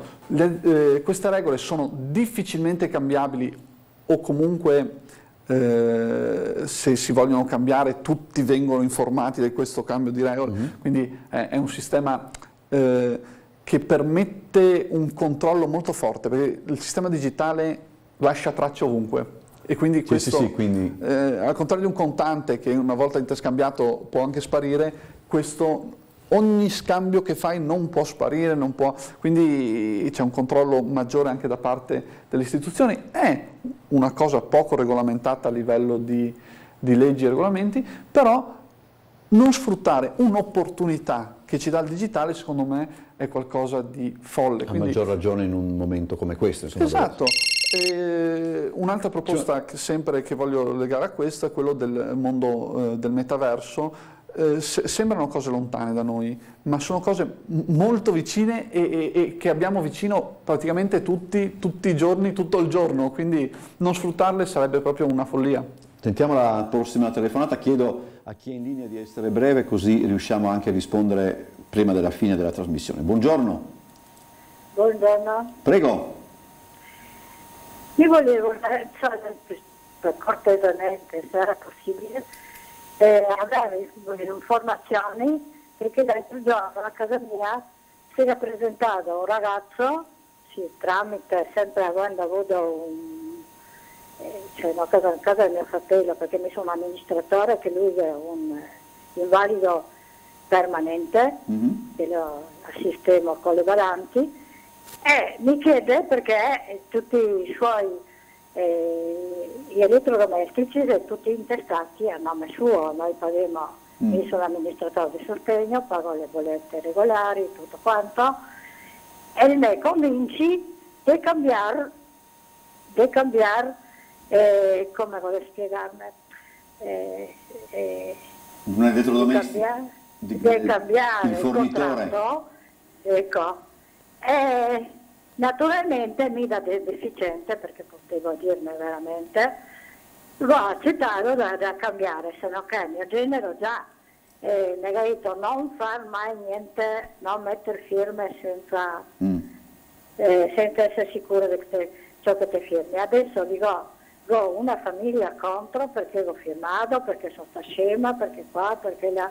Ma sta gente come si presenta con quello che una persona, veramente un ragazzo che ispirava fiducia, che mi era convinto che firmando se pagherà qualcosa in meno e tutte queste belle robe. Adesso non so più chi rivolgermi cioè volessi almeno tirare via quello che ho firmato. Ok, sentiamo un attimo, può fare qualche cosa la signora ormai? Ci sono forse i consumatori? Esatto, ci sono sicuramente l'associazione dei consumatori che è presente per difendere proprio questo tipo di questioni. Bisogna capire che magari quello che è accaduto nella questione, di certo. Io dico sempre, se non si è certi, sicuri al 110%, non firmiamo niente, non facciamo nulla perché si rischiano truffe, ma soprattutto chiamiamo le istituzioni. Sì. La polizia locale c'è anche in questo caso un colpo di telefono, un chiarimento, le istituzioni ci sono, non lasciano le persone sole. Di certo l'associazione dei consumatori da questo canto può fare. Tutti i contratti entro 15 giorni dovrebbero essere revocabili per legge, se non sbaglio, cioè dovresti avere il tempo di ripensamento quando fai un contratto, quindi da questo punto di vista ci sono anche le tutele di stampo legale. Se non avete la certezza, per quanto sembri una brava persona quella che avete davanti,